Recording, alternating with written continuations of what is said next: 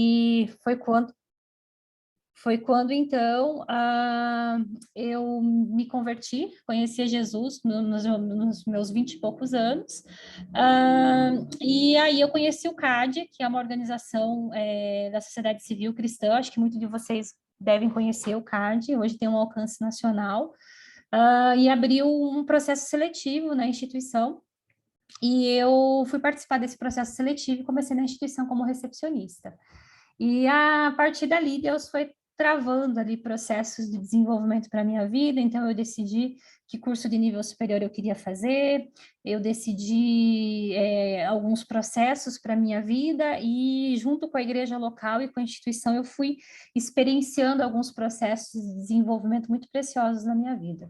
Então eu cursei a faculdade com ênfase em marketing, mas atuei muito pouco na área de marketing. Eu fui mais inspirada em como fortalecer processos para captação de recursos para organizações da sociedade civil, mas nesse processo eu acabei me apaixonando pelos projetos, pela área de projetos, por gestão de projetos. Então a minha atuação no marketing ficou meio que em segundo plano, e aí eu fui começando a fazer cursos de extensão para entender um pouquinho mais, porque é muito comum, né? E a gente vai falar um pouco sobre isso.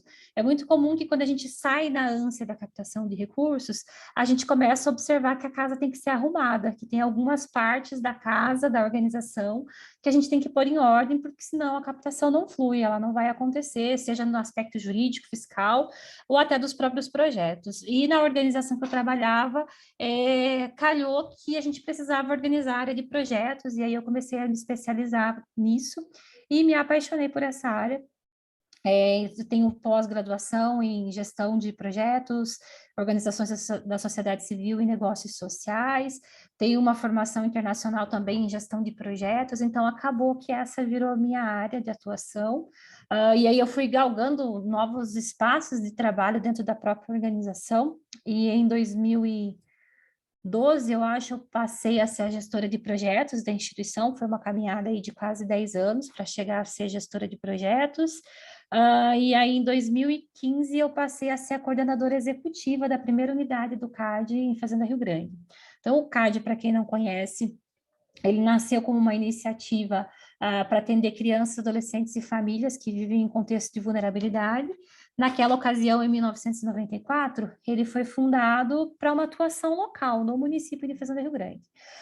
Mas um dos fundadores do CAD, que é o Maurício Cunha, foi para os Estados Unidos fazer uma formação, e quando ele retornou dos Estados Unidos na década de 90, ele montou um projeto para ser implementado.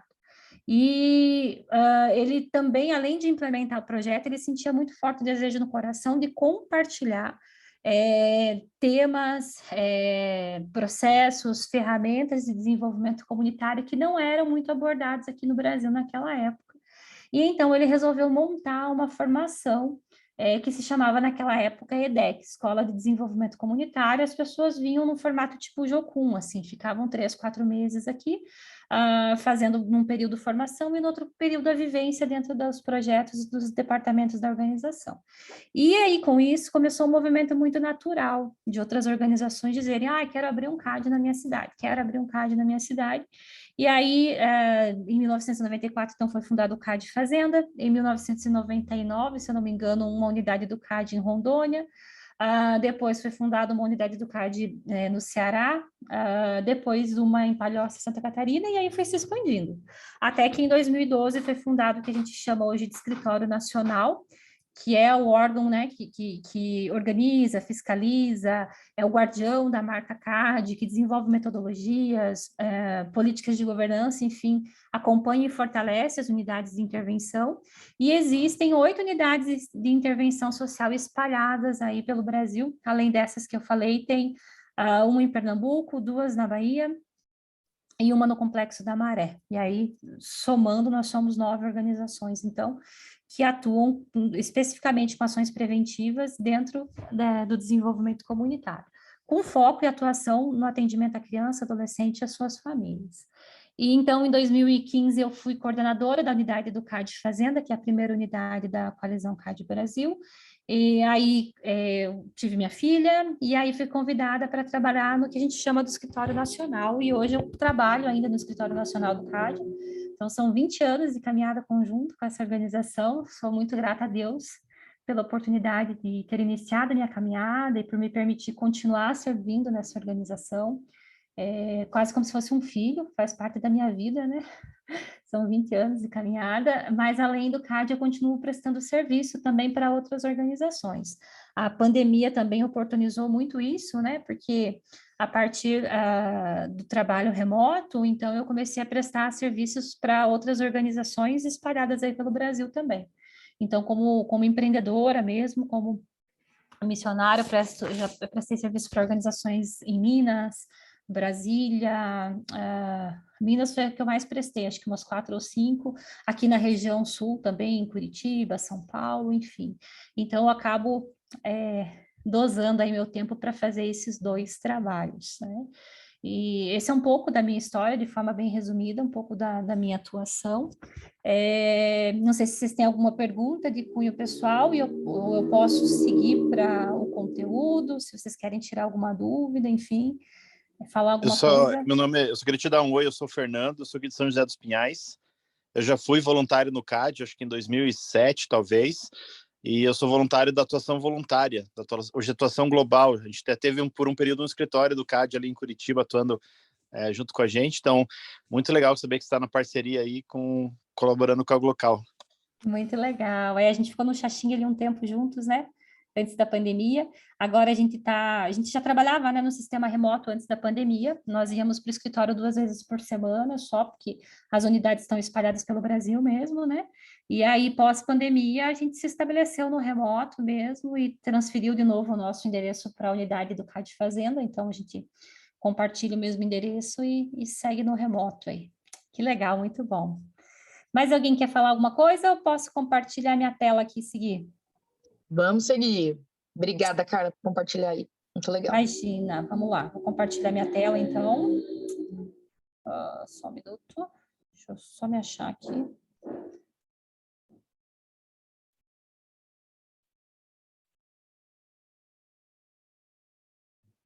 Espera aí. Opa. Pronto. Vocês estão vendo a minha tela? Estamos sim. Ok, vamos lá, então. Boa. Então, aqui a gente vai falar um pouquinho sobre algumas partes, tá? Eu não trouxe muito conteúdo escrito, a ideia é que a gente bata um papo mesmo para esclarecer dúvida, enfim. Existem várias linhas, direcionamentos em relação à captação de recursos, principalmente em relação a editais, que é o papo que a gente vai tratar hoje, né? Então, assim, eu recomendo esse fluxo, e esse é um fluxo que eu uso muito ao longo dos anos aí da minha jornada de trabalho, tá? Existem pessoas que recomendam que você monte uma proposta de projeto à luz de um edital lançado. Então, por exemplo, determinada instituição, determinada empresa lança um edital para daqui 2 meses e você vai desenhar esse projeto à luz desse edital. Então, há linhas que orientam isso. Eu já fiz cursos, inclusive, com professores com uma atuação vasta também, que orientam essa caminhada. É como se fosse uma caminhada orientada ao doador. Eu discordo um pouco desse processo. A minha linha de atuação recomenda o desenho de projetos e a montagem de propostas de editais baseado na demanda da comunidade, tá? Então, eu vou trabalhar muito nessa abordagem, muito nessa linha da importância de você conhecer as dores, as necessidades da comunidade, do público-alvo que você tem para a tua organização, e a partir disso, sim, montar o máximo que você possa de um projeto, para que depois você vá seguindo nessa perspectiva de captação de recursos via editais. Eu sempre vou recomendar que a gente evite o máximo possível montar a proposta de edital do nada. Assim, abrir o edital hoje, vai vencer daqui 15 dias, a gente vai montar. É óbvio que a gente não deve perder a oportunidade de editais que estão aí, né, para que a gente possa acessar o recurso, porque todo mundo aí está precisando de dinheiro para rodar os seus projetos. Mas, na medida do possível, se você puder, evite esse tipo de abordagem, porque é muito comum a gente se comprometer mais do que pode, é muito comum a gente não fazer uma análise criteriosa e verdadeira da demanda da comunidade, é muito comum a gente não fazer uma análise da capacidade técnica, operacional e até de gestão do recurso, dos recursos de forma geral, da organização, e a gente acaba se comprometendo mais do que deve, e aí, pasmem, porque isso é possível, mas a gente pensa, né, que o grande problema das organizações é a falta de dinheiro, é a questão da sustentabilidade, mas o acesso ao dinheiro pode se tornar um grande problema também quando você não está preparado para operacionalizar um projeto e para gerir aqueles recursos que foram direcionados para a tua organização. Então, sempre que eu vou falar sobre um fluxo para desenho de projetos e para montagem de proposta de edital, eu vou começar sempre pela primeira fatia aqui, que é a importância de arrumar a casa. Eu imagino que vocês já tenham tido abordagem desse conteúdo, né, dessas parcelas que eu vou apresentar aqui para vocês do fluxo, mas sempre vale lembrar, né, a importância de ter os documentos jurídicos em dia, estatuto, de ter o teu endereço correto dentro do teu estatuto, que é ali o teu documento principal de funcionamento, a importância de você ter o teu endereço correto no CNPJ, de você ter o CNAE principal certinho, vinculado ao teu estatuto, ter os CNAEs secundários ali, né, que são os códigos que o CNPJ permite. Então, se você tem interesse em captar recursos via lei Rouanet, por exemplo, ter um CNAE secundário da área cultural, se você tem interesse em captar recursos via lei de incentivo do esporte, ter um CNAE esportivo, tem CNAEs específicos, né, os códigos específicos, e tem os CNAEs genéricos que você pode utilizar também, então é muito importante você estar adequado. Eu sempre friso muito sobre a importância de ter um estatuto adequado, as pessoas não dão muita importância ao estatuto, mas o estatuto é a roupagem jurídica da tua organização, é a roupagem jurídica da operação da tua organização, então às vezes a gente quer colocar lá 30 finalidades, porque vai que eu começo uma, né? Vai que abre a oportunidade. Mas não é o recomendado é que você pense e contextualize o estatuto para a realidade da tua organização. Se porventura você precisar, então você muda o teu estatuto, acrescenta ou remove uma finalidade, então isso é muito importante, né? É importante a gente estar com documentos fiscais e financeiros em dia, então eu conheci uma organização tempos atrás que queria sair captando recursos, mas ela não tinha balanço patrimonial dos últimos 2 anos, não tinha DRE, não tinha nada registrado. Então, é importante que a gente tenha esses documentos jurídicos, fiscais, financeiros, que a gente esteja vinculado a espaços de controle social, não só por conta das leis de incentivo, mas também por isso, né? Tem muitos editais que pedem a nossa vinculação ao Conselho Municipal da Assistência Social, nossa vinculação ao Conselho Municipal dos Direitos da Criança e Adolescente.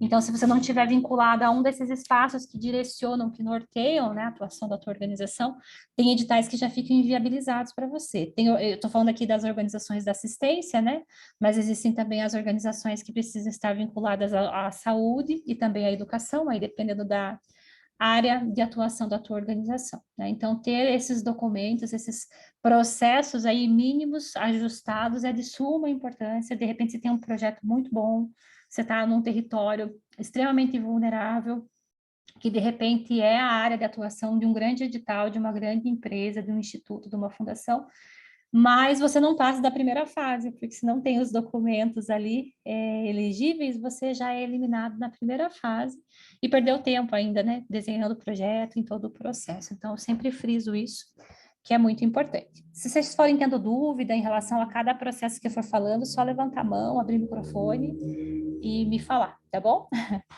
Então, seguindo, o segundo, terceiro, quarto e quinto processos, eles já vão falar um pouquinho em relação à questão do próprio desenho do projeto. Então, a minha recomendação é sempre que a gente tente trabalhar com um banco de projetos, que você conheça a realidade da comunidade onde você atua, que você conheça a realidade dos seus beneficiários e que você vá desenhando projetos que atendam essa demanda, que atendam essa necessidade e que também tragam aspectos inovadores. E aspectos inovadores a gente não pensa do dia para a noite, até pode acontecer eventualmente, assim, Deus iluminar a nossa mente e do dia para a noite a gente conseguir pensar num aspecto inovador e diferenciado, mas na multidão de conselhos, enquanto a gente se reúne com a equipe, enquanto a gente ouve a comunidade, enquanto a gente ouve parceiros, os insights vão acontecendo. Então, ter banco de projetos, para mim, é muito interessante.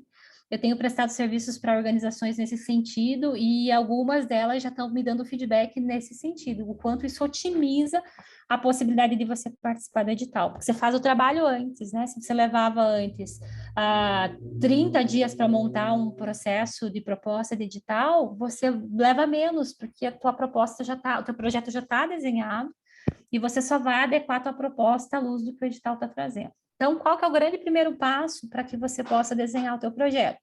Planejar e executar uma boa coleta de dados, tá? E a gente já vai falar um pouquinho sobre esse processo aqui mais abaixo. O terceiro passo é analisar os dados esses dados coletados, né? Fazer o que a gente chama de uma triangulação para que você possa escolher o problema que o teu projeto vai abordar, para você ser mais assertivo em relação àquilo que você está querendo implementar na comunidade que você atua.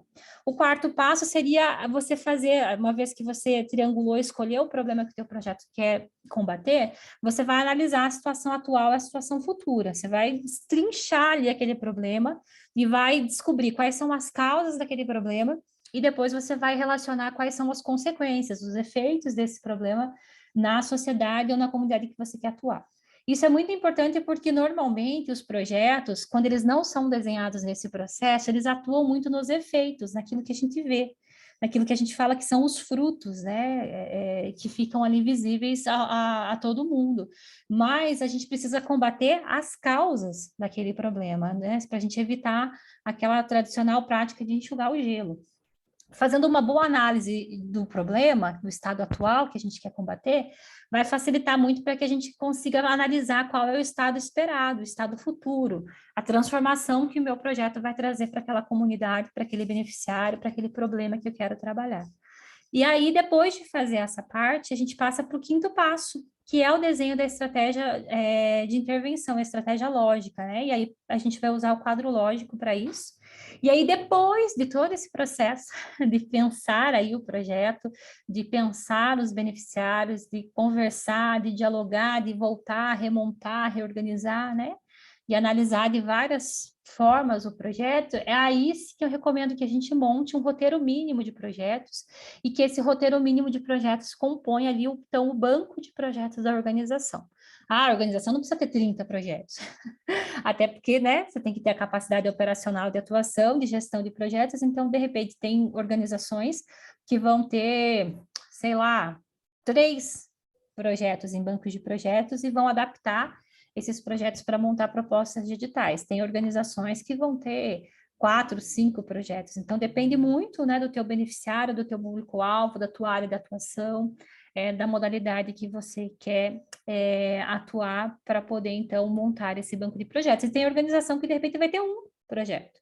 Não, eu dou conta de gerir um projeto. Então, você vai montar aquele projeto e vai adaptando a tua proposta à luz daquilo que você desenhou. Antes da gente entrar nos pormenores, alguém quer falar alguma coisa enquanto eu tomo uma aguinha aqui? Não?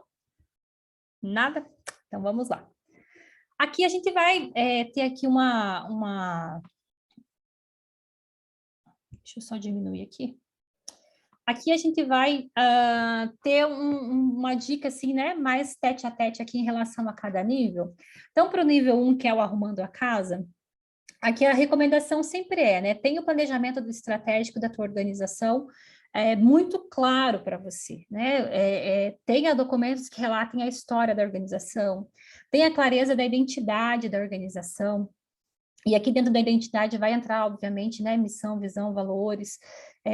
A gente recomenda muito, não sei se vocês já viram aqui na local ou em outro espaço, que se você não assistiu ainda, que você assista o TED do Simon, que vai falar um pouco sobre o Golden Circle, que traz uma clareza incrível, assim, para a gente em relação à organização, quando você começa a pensar por que você existe, como você faz e o que você faz. Então, você faz essa reflexão que é bem profunda e que te dá muita clareza em relação à identidade, ao propósito da tua organização.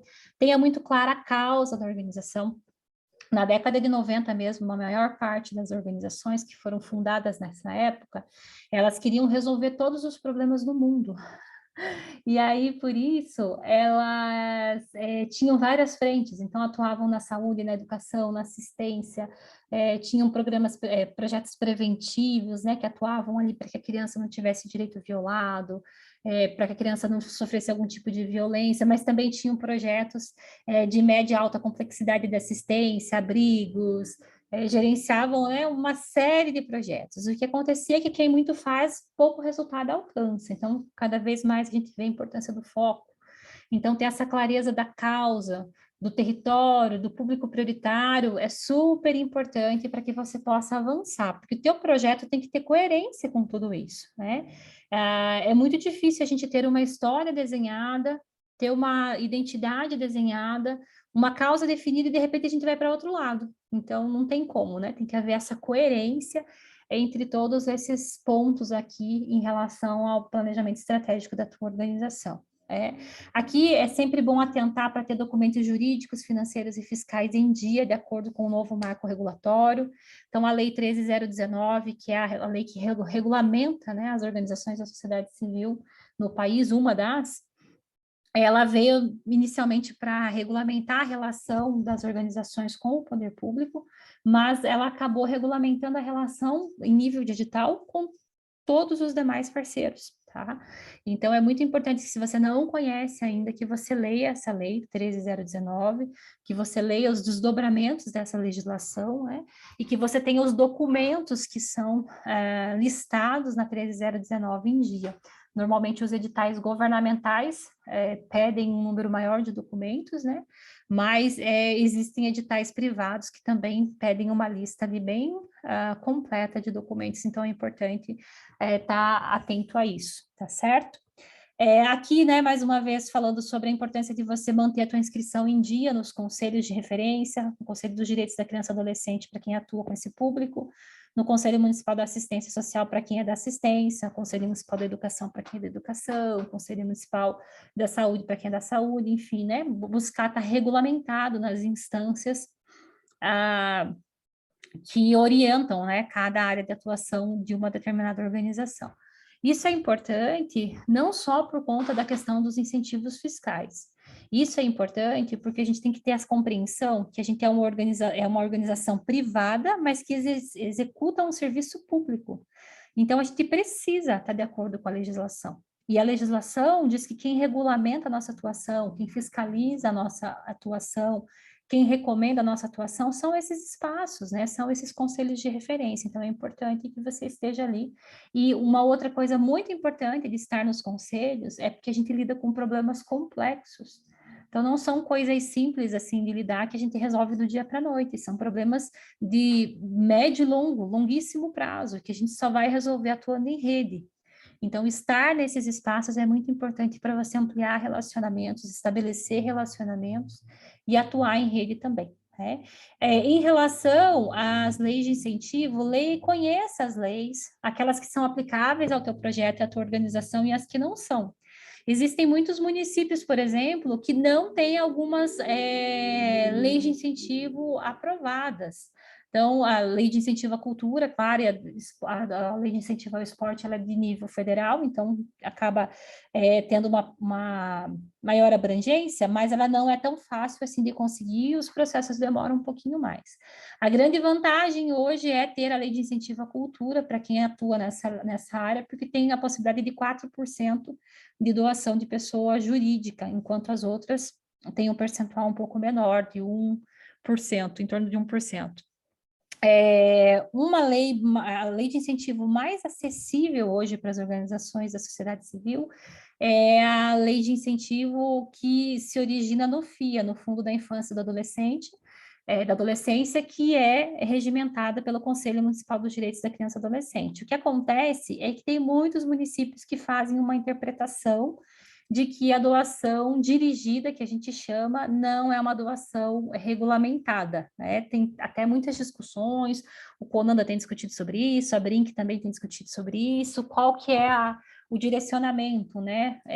As orientações, o que se compreende enquanto CONANDA e a BRINC. Que a doação de uma pessoa física ou jurídica deve ser feita para o fundo e o conselho, que é gestor do fundo, vai direcionar esse recurso.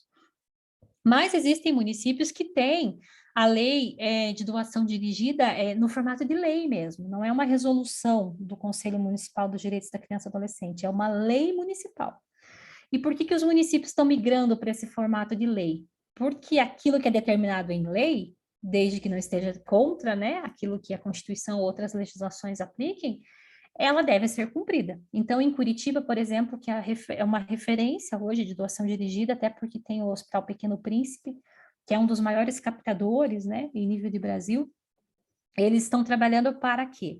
Para que o Contiba, que é o Conselho Municipal de Curitiba, e o SEDECA, que é o Conselho Estadual do Paraná, eles implementem essa legislação que torne uma lei municipal e estadual a doação dirigida. Então, eu não sei se vocês conhecem dessa prática, mas a doação dirigida é assim: eu posso doar, eu tenho uma empresa, e posso doar 1% do meu imposto devido. Eu posso doar para o FIA, ou no município de Curitiba, por exemplo, eu posso escolher o projeto aprovado pelo CMDCA. Então, o CMDCA de Curitiba tem um banco de projetos lá aprovados que estão habilitados a receber o meu dinheiro. Eu posso entrar lá e escolher o projeto que eu quero doar.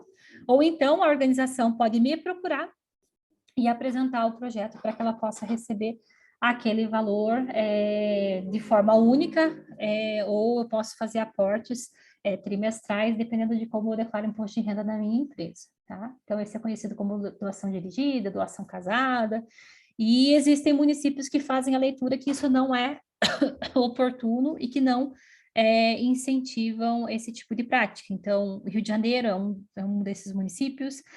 Em Santa Catarina tem alguns municípios que também não aderiram. Na Bahia também eu sei que tem alguns municípios que não aderiram.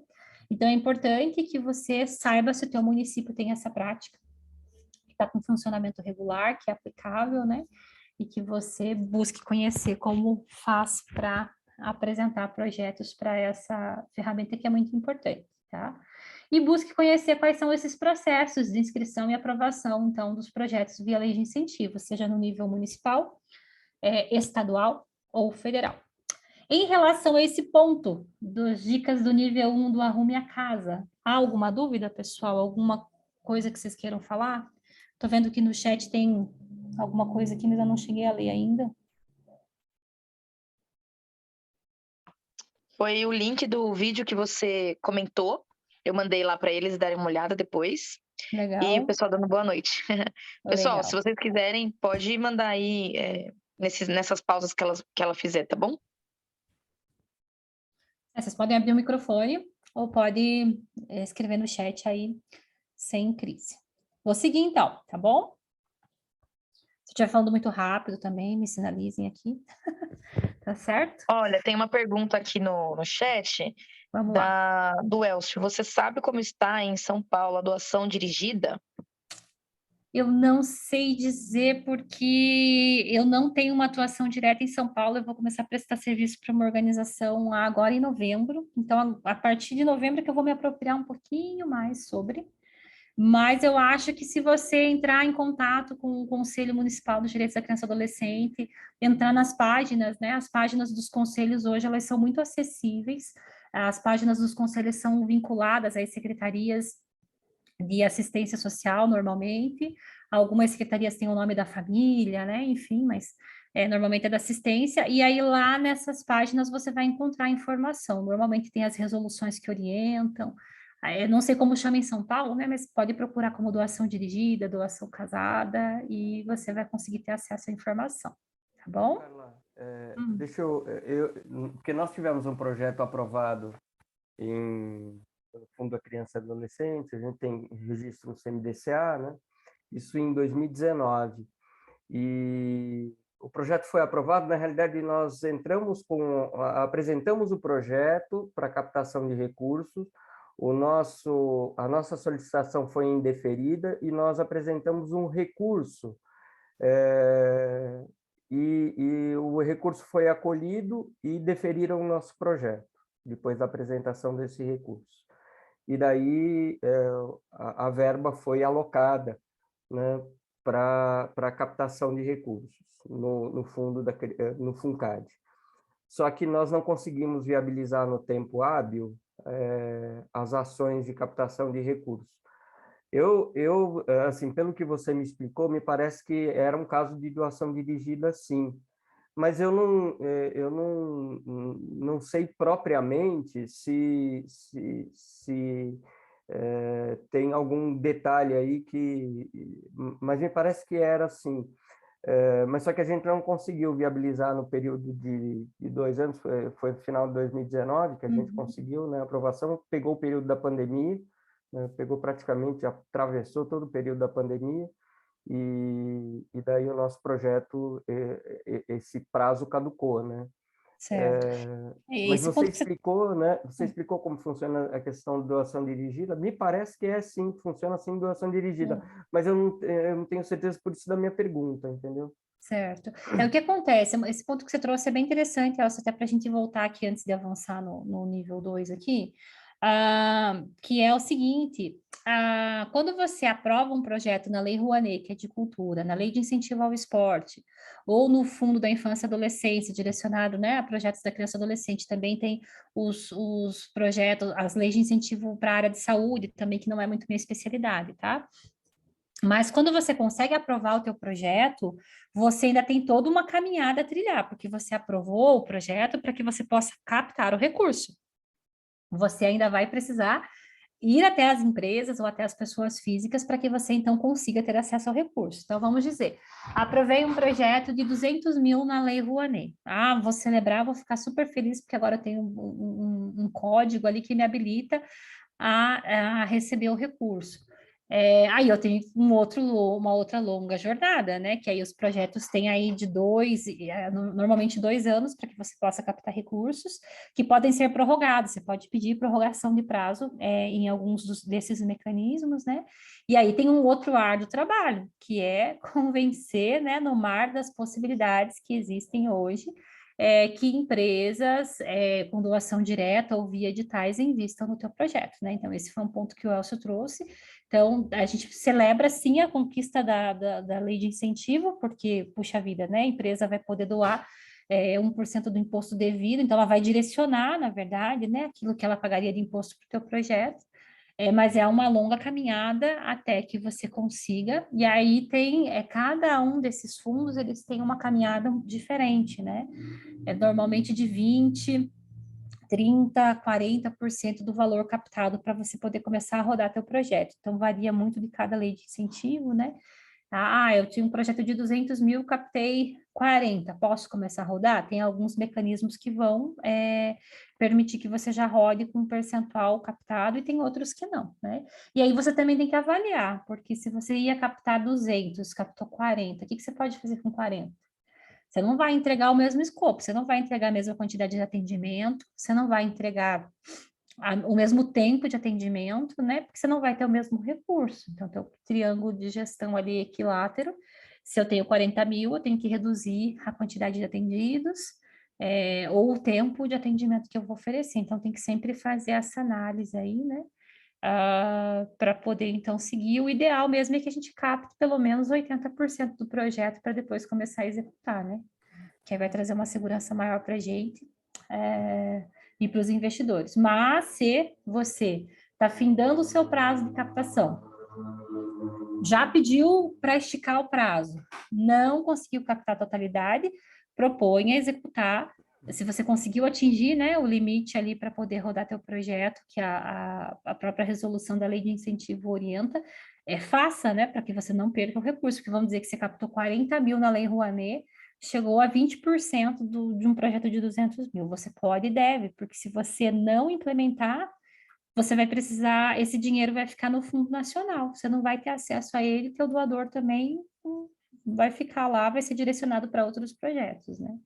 Então, faça o máximo para captar a totalidade, se não rolou, execute o mínimo ali possível, né? Então, fica essa dica também. Tem mais alguma pergunta? A gente ficou bem frustrado com isso. Foi meio traumático, porque aconteceu exatamente isso, né? Nós conseguimos aprovar o projeto, não tínhamos uma estratégia de captação de recurso acoplada a esse montante que a gente ofereceu, né, a aprovação, e o prazo passou e a gente perdeu a oportunidade. Foi bem frustrante. Normalmente a gente fica mesmo, mas ficou aprendizado também, né? Sim, sem Para buscar outras alternativas, buscar outras formas, né, de como operacionalizar. Mas no FIA, por exemplo, né, aqui a gente fala FIA, né, tem outros estados que falam FUNCAD, mas é o Fundo da Infância e Adolescência, o Fundo da Criança e Adolescente. O que acontece? Existe a possibilidade de você buscar doação dirigida e existe a possibilidade de conselhos que já têm os fundos bem gordinhos e que podem abrir os seus próprios editais, então também tem essa realidade.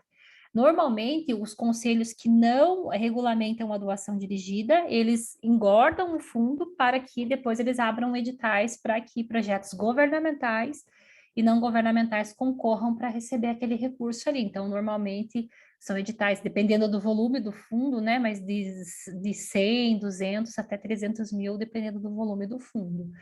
Uma coisa legal para se o teu município não tem a doação dirigida instalada ainda e funcionando, trabalhar com o conselho uma possibilidade. Aqui em Curitiba é uma coisa bem legal, assim, que a gente vê, porque o Hospital Pequeno Príncipe então, é o maior captador, né, local, ele capta recursos em todo quanto é canto, inclusive ele capta muito em São Paulo e Rio, enfim. E aí o que acontece? De todo o recurso que eles captam, um percentual fica retido no fundo. Então, o que é muito legal é que o Pequeno Príncipe ele capta para si e ele acaba também direcionando para outras organizações, porque quando eles captam um volume muito grande de recurso, de 10 a 20%, eu não me lembro exatamente o valor total que fica retido. Então, quando vamos dizer, ele propôs um projeto de 1 milhão, 20% vai ficar retido no fundo. Ele já sabe que vai ter como se fosse uma taxa, né? Esses 20% vão ficar retidos. E o legal é que depois o próprio fundo pode abrir editais gerenciando esses valores que ficam retidos para que outros projetos possam acessar. Então, organizações menores acabam sendo recompensadas, de certa forma, por esse movimento das organizações maiores. Então, também esse é um trunfo bem legal para a gente trabalhar com os conselhos, né? Porque na doação dirigida, o conselho recebe de graça, ali, sem nenhum esforço, esse percentual que fica retido. Existem muitas instituições, fundações e empresas que estão trabalhando no sistema também de doar para o fundo, e o fundo indica, né, o projeto que vai receber esse valor. Então, por exemplo, a Fundação Itaú está trabalhando assim já tem alguns anos. Então, vocês devem ter visto algum edital dele já. Eles abrem um edital, e aí o próprio conselho vai fazer um edital interno, selecionar as organizações e propostas que vão ser apresentadas ao edital, escolhe uma no final, e o conselho propõe um projeto. O CAD Fazenda recebeu 3 vezes recurso da Fundação Itaú Social, nessa perspectiva. Uma primeira vez ainda não era desse sistema de funcionamento, a gente recebeu financiamento para 3 projetos, antes deles implantarem esse formato, e depois que eles implantaram esse formato de única proposta por fundo, a gente recebeu 2 vezes, projetos de 300, 400 mil, na época eram valores maiores, e aí faz nesse sistema, né? O dinheiro vem para o fundo, e depois a organização faz um contrato, um termo de fomento com o município, e o município repassa o dinheiro para a organização poder gerenciar. Esse trabalho é um pouco burocrático normalmente, mas vale muito a pena. Vamos avançar aqui, gente. Tem bastante coisa para falar, né? Mas é importante falar um pouco dessas práticas também, né? E aí tá preparado para essa morosidade que às vezes acontece, sabe, gente? Porque às vezes a gente também celebra, né? Recebi o recurso. Teve uma unidade do CAD que recebeu o recurso em 2019. Em dezembro, ela teve a notícia que ela recebeu o recurso dela do Nordeste, e 2 unidades naquele mesmo ano foram contempladas. Uma recebeu o recurso já no início de 2020, executou o projeto no período de pandemia, teve que fazer adequações, óbvio. E a outra organização, a outra unidade do CAD, ela recebeu, sabe quando, gente, o recurso? Por causa de morosidade do município, em março desse ano. Então, o dinheiro estava lá no fundo, o Fundação Itaú enviou o recurso e o município, por morosidade e desconhecimento dos processos, só foi repassar o recurso nesse ano. Então, a gente tem que estar preparado também, né, para todos esses movimentos, ok? Quando a gente vai falar do nível 2, que é sobre a coleta de dados, para a gente começar, então, a relacionar o desenho de um projeto, antes de montar a proposta para captar recursos, tá? É importante que você faça um planejamento da coleta de dados com clareza dos objetivos, métodos e ferramentas que você vai usar para coletar esses dados. Eu não sei se vocês tiverem alguma temática com essa metodologia, com a ferramenta de diagnóstico, mas a gente não está falando de um mega diagnóstico, a gente está falando de coleta de dados simplificados, tá? Então, sempre que o recurso te permitir, planeje uma coleta de dados que use dados secundários, que são aqueles que já estão disponíveis em canais oficiais, em estudos, né? Assim como dados primários também, que são aqueles que a gente vai captar, vai buscar lá na fonte. Por que que é importante ter os dados primários e secundários? Depois a gente vai ver essa importância lá na triangulação do problema, tá? Então, sempre que houver essa possibilidade, busque. Gente, para quem trabalha com a criança e com o adolescente, por exemplo, existe um portal da Brinq que relaciona os ODS, que ela vai te trazer um monte de indicador de como é a situação da criança e do adolescente hoje.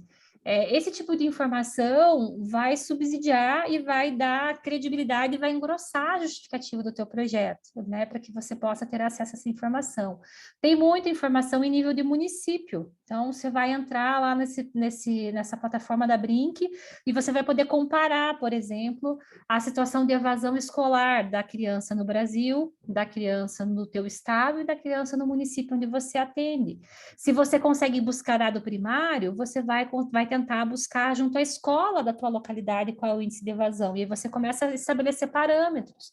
Então, você vai, de repente, na minha escola, o índice de evasão, um exemplo, né, na escola onde eu trabalho, é 30%. Quando você faz a comparação em nível de município, de estado e de país, você vai ver o quanto esse dado é alarmante, porque, de repente, o índice é menor em todas essas esferas. Então, é super importante você conhecer um pouco da realidade que você está atuando no teu município e na comunidade onde você atua. Normalmente, não existem informações em torno da comunidade, vão existir informações prontas em torno do município. E aí, os dados primários, né, que são aqueles que a gente coleta, vão ter que ser buscados em torno da comunidade que você atua.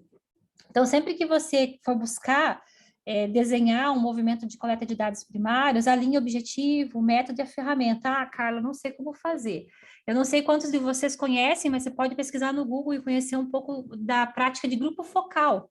Então, você vai trabalhar com adolescentes, vai trabalhar com combate à gravidez precoce na adolescência, monta um grupo, conversa com os adolescentes, planeja ali 4, 5 perguntas que você vai trazer para aqueles adolescentes para conhecer a realidade deles, o que eles conhecem sobre prevenção, o que eles conhecem sobre as consequências da gravidez na adolescência, sabe? Então, começa a fazer pergunta e começa a ouvir um pouco da realidade daqueles meninos e daquelas meninas, para que você possa, então, produzir uma proposta de projeto cada vez mais ajustada à realidade deles. E aí é legal você ter buscado, por exemplo, nesse caso, informações de índices de gravidez na adolescência, no teu estado, no teu município, e aí faz esse grupo para compreender um pouco a percepção dos adolescentes e faz uma conversa com a unidade de saúde do teu território, para entender como é que é essa questão da gravidez da adolescência, ali onde você atua. E aí você vai se munindo de informações para montar um projeto. E aí não é um projeto que você acha que, e um projeto que Deus falou com você, que tem muita relevância. É muito importante eu sentir e eu ter a convicção no meu coração daquilo que Deus está me chamando para fazer. Mas é importante eu também ter a coerência de ter acesso aos dados, às informações, para montar um projeto direcionado para a realidade ali que está sendo vivenciada pela minha comunidade. Tá?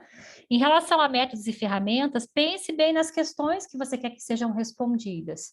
E sempre faça perguntas para ter respostas que você vai usar. Se você não vai usar aquela resposta para nada, não se dê ao luxo de fazer a pergunta. Porque às vezes a gente fica com um monte de informação lá para tabular que você não vai precisar daquele dado. Né? Então, tenha esse cuidado de pensar em questões que vão ser usáveis, né? E depois que você fizer esse levantamento simplificado de dados secundários, de dados primários, né? Conversas com pais, com crianças, com grupos, faça um relatório simples. Não precisa ser um relatório hiper mega TCC.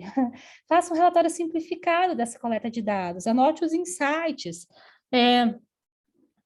Anote as recomendações para os problemas que você identificou, anote as demandas potenciais que você observou para a comunidade, porque de repente, por mais que você não implemente um projeto com esses insights agora, de repente para o futuro isso vai ajudar você, né?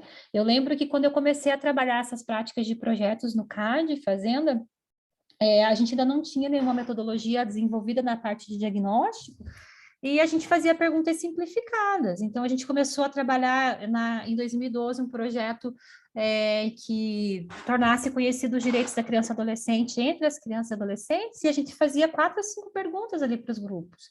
Vocês sabem o que é o ECA? Vocês sabem citar pelo menos 3 direitos contidos no ECA?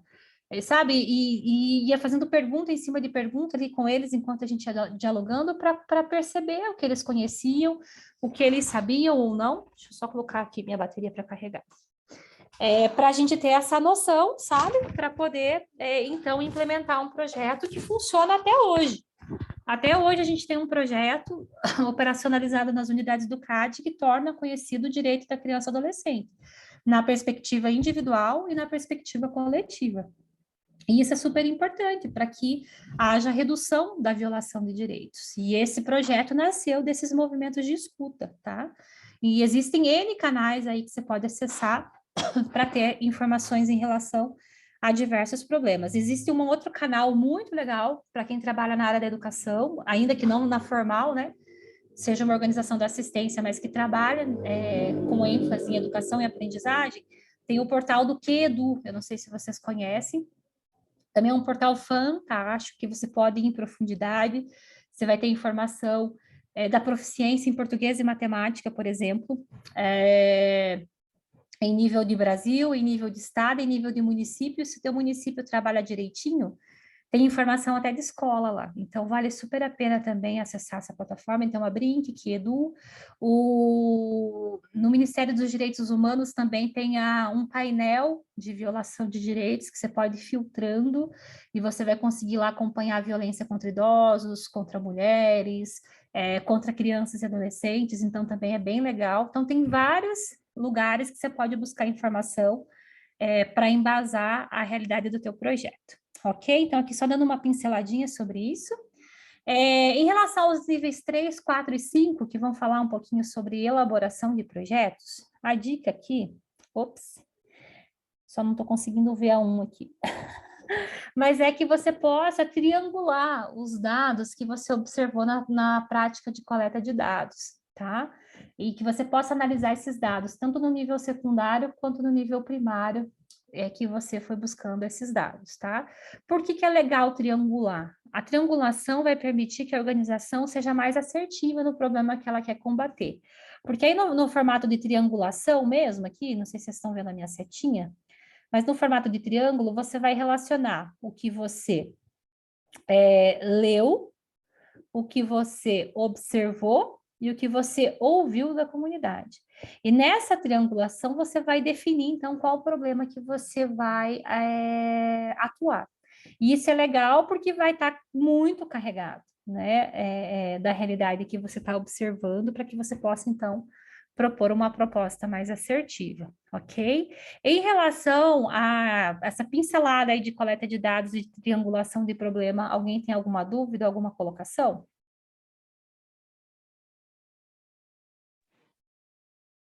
Oi, eu queria só perguntar, esse portal da educação que você falou, como é que chama? Eu vou pôr aqui no chat, ó. Ah, ótimo, obrigada. Eu tenho que mandar aqui para todo mundo, né? Aqui. QEDU. É assim. Tá? Obrigada. Mas Tá. se você entrar no Google ali, você vai ter acesso. Você tem que fazer um login, ele é uma plataforma gratuita.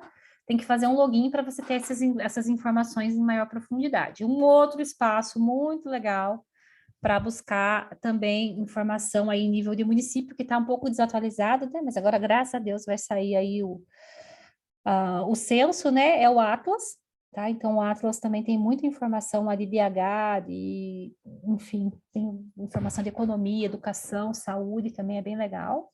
E o da Brinq, que eu falei antes, né? A plataforma da Brinq que vai linkar com ODS, tá? Então, esses são os espaços legais, assim, minimamente, que você pesquisar. Mais alguma pergunta?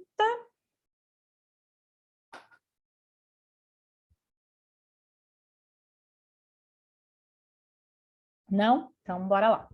Depois que você fizer essa triangulação, né, do que você leu, ouviu e observou na coleta de dados, você vai escolher, então, o problema que você quer combater, o problema que o teu projeto vai combater. O legal, quando você faz a escolha do problema a ser combatido pelo projeto, é que você faça análise da causa da organização. Aquilo que a gente falou lá no início, no ponto 1, né, da identidade da organização, da estratégia da organização. O problema que você quer combater, você tem capacidade operacional? Para. Você tem conhecimento? Para. Se não tem, você vai ter que prever isso no projeto depois, treinar a sua equipe, conhecer um pouco mais do assunto, conhecer um pouco mais da causa que está se propondo a atuar. Se você já tem ali uma afinidade, meio caminho andado, né?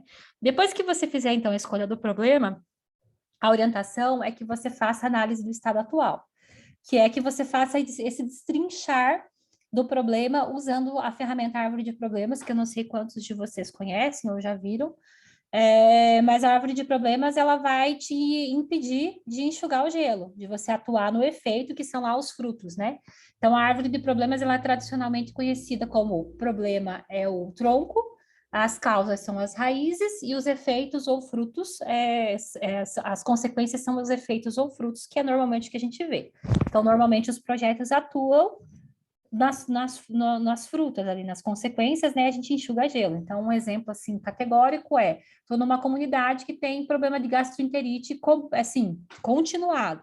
Se eu fico dando remédio para tratar a gastroenterite, não descubro a causa, eu vou estar sempre enxugando gelo. Então, se eu descubro, por exemplo, que a água contaminada é o que causa, né, a gastroenterite, eu vou trabalhar na causa. Vou tratar, sim, vou tratar da doença para que a criança, adolescente ou adulto se mantenha vivo, mas vou tratar a causa também. Então, vamos tratar a água para que esse problema seja minimizado. Então, a árvore de problemas é importante por isso, né?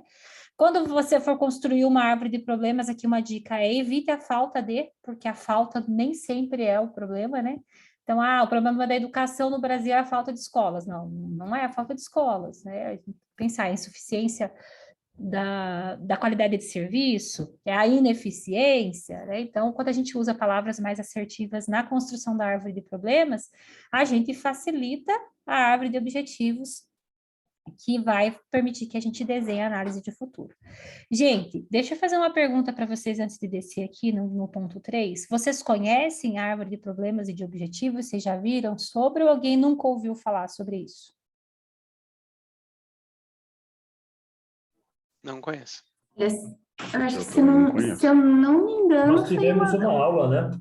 Isso, uma das primeiras aulas que nós tivemos, se não foi a primeira, nós ouvimos sobre a árvore. Tivemos uma aula. Isso. Eu vi uma vez na escola. Sim, eu vi também numa especialização. Ótimo, então vocês já conhecem um pouco disso, né? Então, senão eu fico falando aqui de uma forma mais simplificada e de repente vocês não estão compreendendo um pouco do que eu estou falando.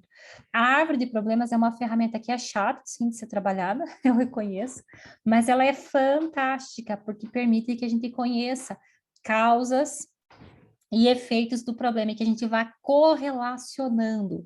A causa do problema é essa, o efeito que gera é esse. E aí, a lógica fica muito fácil de ser trabalhada. Se o problema na educação é a ineficiência do sistema educacional, por exemplo, que vai gerar ali consequência, quando eu ataco essa causa, a lógica é que o efeito seja minimizado, que ele seja diminuído ou que ele seja extinguido. Então, é bem legal fazer esse exercício para a gente ter essa clareza. A árvore de problemas dá uma clareza para a gente e é ela quem subsidia a justificativa do teu projeto. Porque a gente está acostumado a montar roteiro de projeto para captar recursos, trazendo, que também é importante, uma série de indicadores e informações ali. Porque no meu município existe X% de evasão, no meu município existe X% de violência, no meu estado a realidade é assim. E quando uma instituição, uma empresa, ou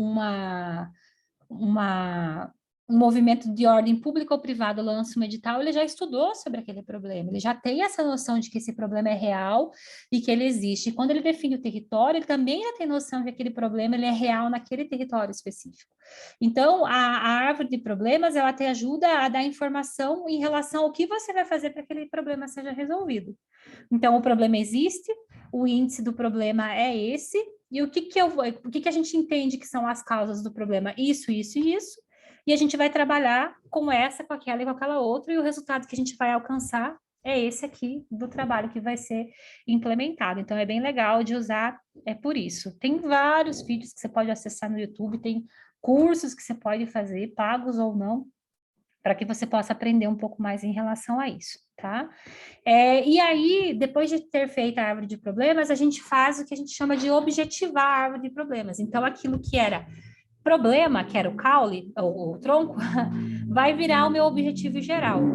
O que era causa vai virar objetivo específico, e o que era consequência ali no meu fruto vai virar o resultado do meu projeto. Então, a árvore de problemas me permite uma análise do estado atual do problema, e a árvore de objetivos me permite uma análise do futuro, que o meu projeto pode fazer acontecer dentro da realidade da comunidade que eu vou atuar. A árvore de objetivos, ela me traz uma possibilidade de delimitar uma rota de intervenção. De repente, eu desenho uma árvore de problemas que se torna uma árvore de objetivos com 4 ou 5 objetivos específicos. E o meu projeto não vai ter condições de trabalhar com esses 5 objetivos, ou a minha organização não dá conta de responder essas demandas. Então, a rota de intervenção me permite escolher quais objetivos dialogam com a organização e que o meu projeto é capaz de dar conta. Então, sei lá, de repente, uma das causas que a gente identificou, além da ineficiência do sistema educacional hoje, que gera um problema de dificuldade de aprendizagem, eu posso ter a pobreza. A pobreza, de fato, é um problema que fortalece isso, por quê? Porque tem muitos adolescentes que evadem, que vão trabalhar, enfim, né, e acabam ocasionando essa questão. E aí, mas o meu projeto não vai atuar no combate à pobreza, ele vai atuar na questão da educação. Então, quando eu faço essa rota de intervenção, eu tiro esse objetivo da minha atuação, porque não é... E aí eu vou esperar que alguém da minha rede trabalhe com aquilo, que o poder público trabalhe com esse problema mais efetivamente da enfrentamento à pobreza, por exemplo, para que eu me dedique naquilo que a minha organização dá conta de fazer, tá? Então, é importante delimitar a rota de intervenção, e aí sim a gente vai desenhar a lógica do projeto, que é usando o marco lógico ou o quadro lógico, eu não sei quantos de vocês conhecem, mas o quadro lógico também é uma ferramenta que nem todo mundo gosta. Quando você olha ele, ou você ama ou você odeia ele. Normalmente as pessoas odeiam ele. E até quem trabalha com elaboração de projetos tem dificuldade de gostar do marco lógico, mas ele é uma ferramenta interessante, porque ele organiza hierarquicamente o teu projeto. Então, ele vai organizar as atividades que você vai realizar, para os resultados que você quer alcançar, para os objetivos que você quer cumprir, para o impacto que você quer trazer ali para a comunidade que você atua. Isso nas linhas. Nas colunas, você vai relacionar indicadores para cada um desses níveis das linhas. Você vai também linkar quais são as formas que você vai buscar para ter acesso a esses indicadores. E tem uma última coluna que relaciona os pressupostos, que são os riscos do teu projeto. Então, é bem legal também, porque um marco lógico bem desenhado traz a alma do teu projeto. É uma ferramenta super prática para que você possa explicar o teu projeto tanto para a equipe quanto para parceiros. E não é uma ferramenta só de desenho de projeto, é uma ferramenta também de implementação e monitoramento do projeto depois, tá? Então, dicas rápidas aqui sobre desenho de projeto. Depois, então, finalmente é que a gente vai para o nível 6, que é o roteiro de projetos. Depois que você tem um projeto minimamente desenhado, com ou sem esses passos aí que eu falei para vocês anteriormente, de repente você vai dizer, Carla, não tem essa estrutura e vou fazer com o que eu tenho. Tudo bem. Bora lá fazer com o que você tem, tá? Então, a ideia é que você monte um roteiro de projetos, que você pesquise editais que existem, de repente editais relevantes aí que existem em nível nacional e internacional também, se você quiser, e que você monte um roteiro mínimo que a tua organização acha importante, tá? Aqui eu trago dicas para que você considere informações mínimas para você montar nesse roteiro. Então, dados da organização, histórico. Aqui você vai considerar aqueles pontos que eu falei lá do nível 1, do planejamento estratégico. Visão, missão, valores, histórico, data da fundação, por que foi fundado, aonde que está fundado, onde que foi fundado, né, qual município, aonde que você atua, qual que é o público prioritário de atendimento, enfim, você vai apresentar a organização. Os dados da organização aqui são dados de cadastro mesmo, CNPJ, data de fundação, endereço, telefone. dados mínimos, né? E aqui o histórico de uma forma generalizada, tanto histórico de fundação e passado, quanto atual, né? Aquilo que agrega credibilidade, prêmios, enfim, dentro da realidade da organização. Depois eu recomendo que você traga uma apresentação do projeto e que você sempre vincule qual ODS que o teu projeto está vinculado, está representando, ou de repente há uma meta específica de um ODS, também é super importante, né? Que você traga um pouco do contexto de atuação e da justificativa do projeto. Aqui vai ter muito da árvore de problemas, como falei, né? Tanto nos termos de indicadores e de realidades, quanto de práticas que você vai fazer para enfrentar aquele determinado problema. Aqui é importante você ter definido os objetivos, tanto o geral quanto o específico, tá? É importante ter definido também para o projeto o público-alvo prioritário e secundário, se houver, né? O secundário, no caso.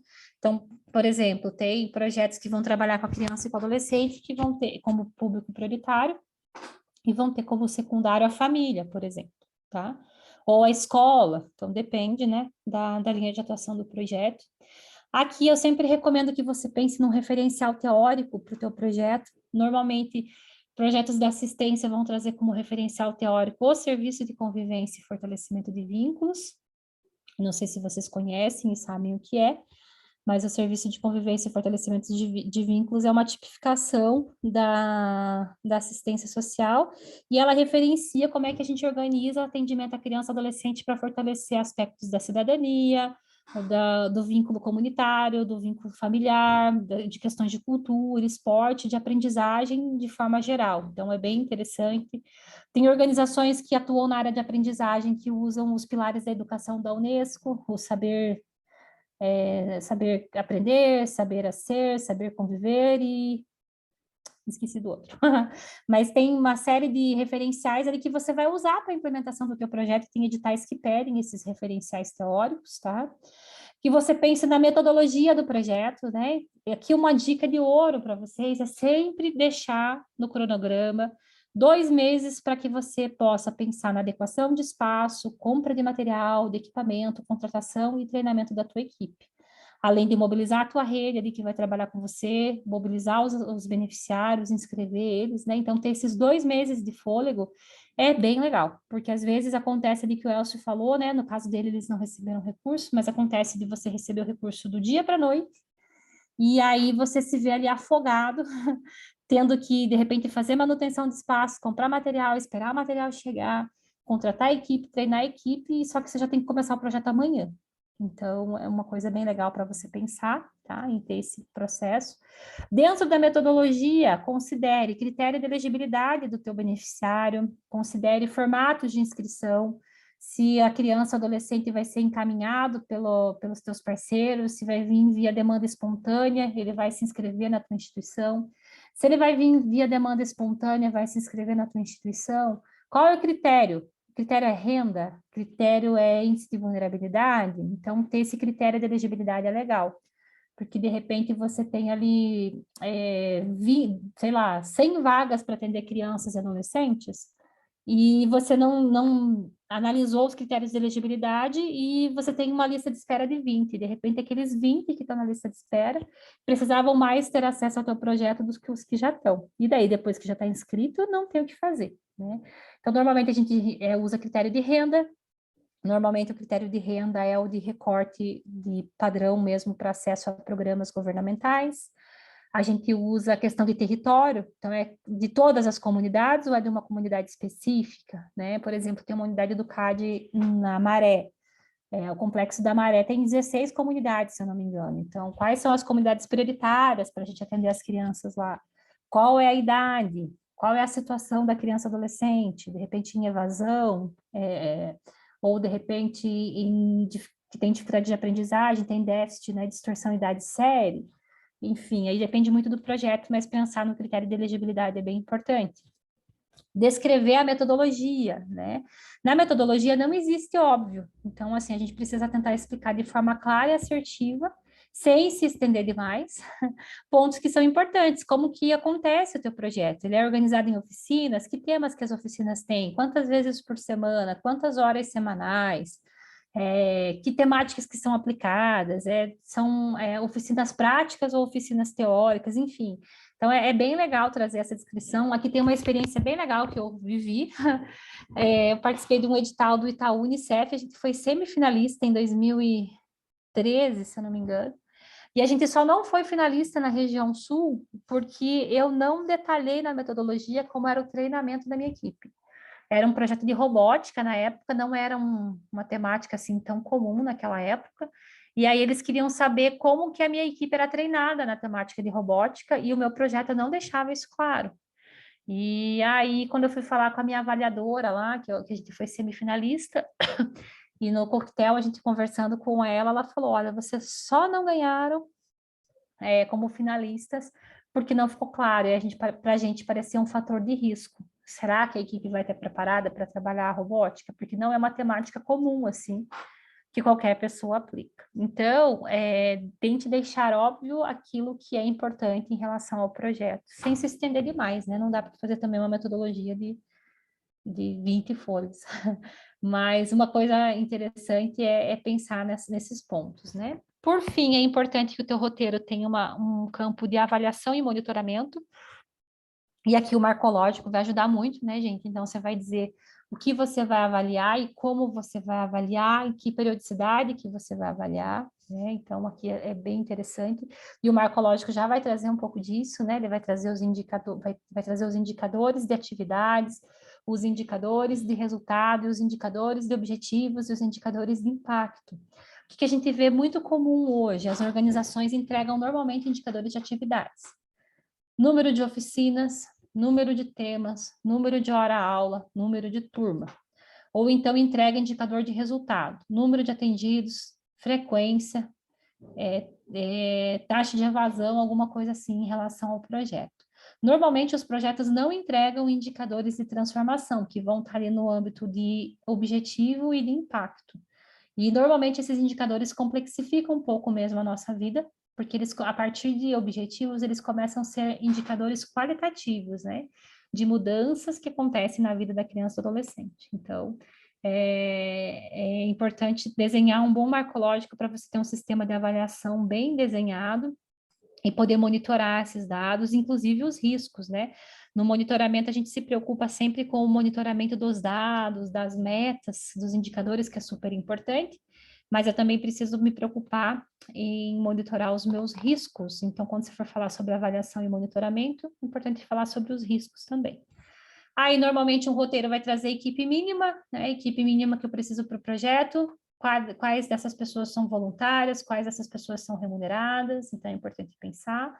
E aí eu já venho com um componente de orçamento, né? Então, o RH eu posso remunerar como MEI, posso remunerar como CLT, posso remunerar como RPA, posso ter profissional cedido, então, e aí eu vou descendo para os outros campos do meu projeto. Meu projeto prevê construção, reforma, compra de equipamento, e aí eu vou separando o orçamento pelo que a gente chama de rubrica, né? Para cada rubrica, eu vou criando ali, e aí eu vou descrevendo. Então, na rubrica equipamentos, computador, eu vou descrever quantos, valor unitário, valor total. E aí a gente vai compondo o orçamento total do projeto. Depois que a gente tem esse... E olha que interessante, né? A gente foi trabalhando cada um desses pontos aqui. Imagine você pensar tudo isso em 15 dias. Vocês acham que tem condições de pensar tudo isso em 15 dias para montar uma proposta? O que vocês acham? Ah, dá não. 15 dias dá não. Desafiador. Porque às vezes a gente fica sabendo no edital assim, né? É assim. Ficou sabendo hoje, vence sexta que vem. Então, olha quanto tempo a gente ganha se a gente consegue pensar nesses pontos antes, né, de participar de um edital. Porque aí, quando chega o momento de participar do edital, a gente tem esse fluxo aqui, ó, gente. Esse fluxo, ele vai trazer um fluxo bem simplificado que eu uso também em relação à mobilização de recursos por editais.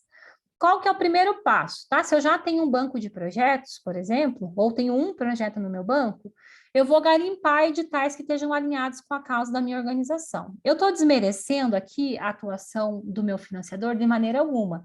Na linha que eu estou apresentando para vocês, eu priorizo a comunidade e a demanda dos meus beneficiários. Mas quando eu estiver garimpando os editais, quando eu estiver procurando os editais, eu vou procurar, então, editais que estejam alinhados com a minha causa, com a minha área de atuação, com o meu projeto. Uma excelente plataforma, se vocês não conhecem ainda, é o Prozas, PROSAS, o Prozas. Você entra lá e se cadastra, eles mandam no teu e-mail as opções, né, as oportunidades que a gente tem de editais que estão abertos para áreas assim, variadas. Tem muita diversidade, tem privado, público, tem privado e público para receber dinheiro, para ter acesso a espaço para apresentação cultural, tem de emenda parlamentar, tem N possibilidades lá, tá? Então, garimpa os editais alinhados à tua causa. Garimpei os editais, vou analisar a elegibilidade da organização no edital. Quais documentos pede? Qual finalidade pede? Qual perspectiva o edital traz? De repente, você não tem uma organização da sociedade civil, você trabalha, a tua igreja tem um projeto. O edital permite que a igreja participe? Não, não permite, então nem vou seguir adiante. Não, eu tenho uma instituição de educação, mas ele prioriza atender a assistência, então nem vou seguir adiante. Então, essa análise, né, da elegibilidade do edital é importante no âmbito de documento, inscrição e do próprio projeto. De repente, você vai ver, nossa, é um edital na área de educação, vou ver. Mas o teu projeto está totalmente fora do que eles estão propondo ali, então desconsidera aquele projeto e monta um novo, né? Porque aí então, é importante fazer essa leitura e pensar se você tem o tempo hábil para, né? Depois o passo 3, defina a tua proposta. Não, eu estou alinhado, sou elegível, então vou definir a minha proposta de projeto para apresentar para o edital. Dá para aproveitar a proposta que eu já tenho? Dá. Então, vou adequar o projeto que eu tenho ali salvo no meu banco de projetos, vou adequar uma proposta para apresentar. Então, observe que existe diferença entre elaboração de projetos e a elaboração de uma proposta para edital. A proposta de edital não é o teu projeto. Então, quando você for, ganhei um edital, vou implementar aquilo que a proposta tá dizendo que eu tenho que fazer, mas lembra que você vai gerenciar um projeto e não a proposta em si, tá? De repente, tem componentes que não estavam ali linkados na proposta, mas que vão estar junto dentro do projeto.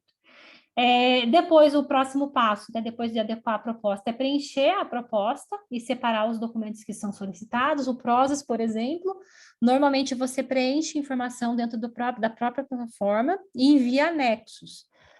Das experiências que eu tive até aqui, as perguntas são bem reduzidas em boa parte dos editais, e aí eu anexo um documento como esse que a gente trabalhou antes aqui, ó, que é o roteiro de projetos. Então, se eu já tenho esse material pronto, eu entro lá no Prozas, preencho a minha proposta e anexo esse documento mais detalhado, descrevendo um pouco sobre o meu projeto dentro da plataforma.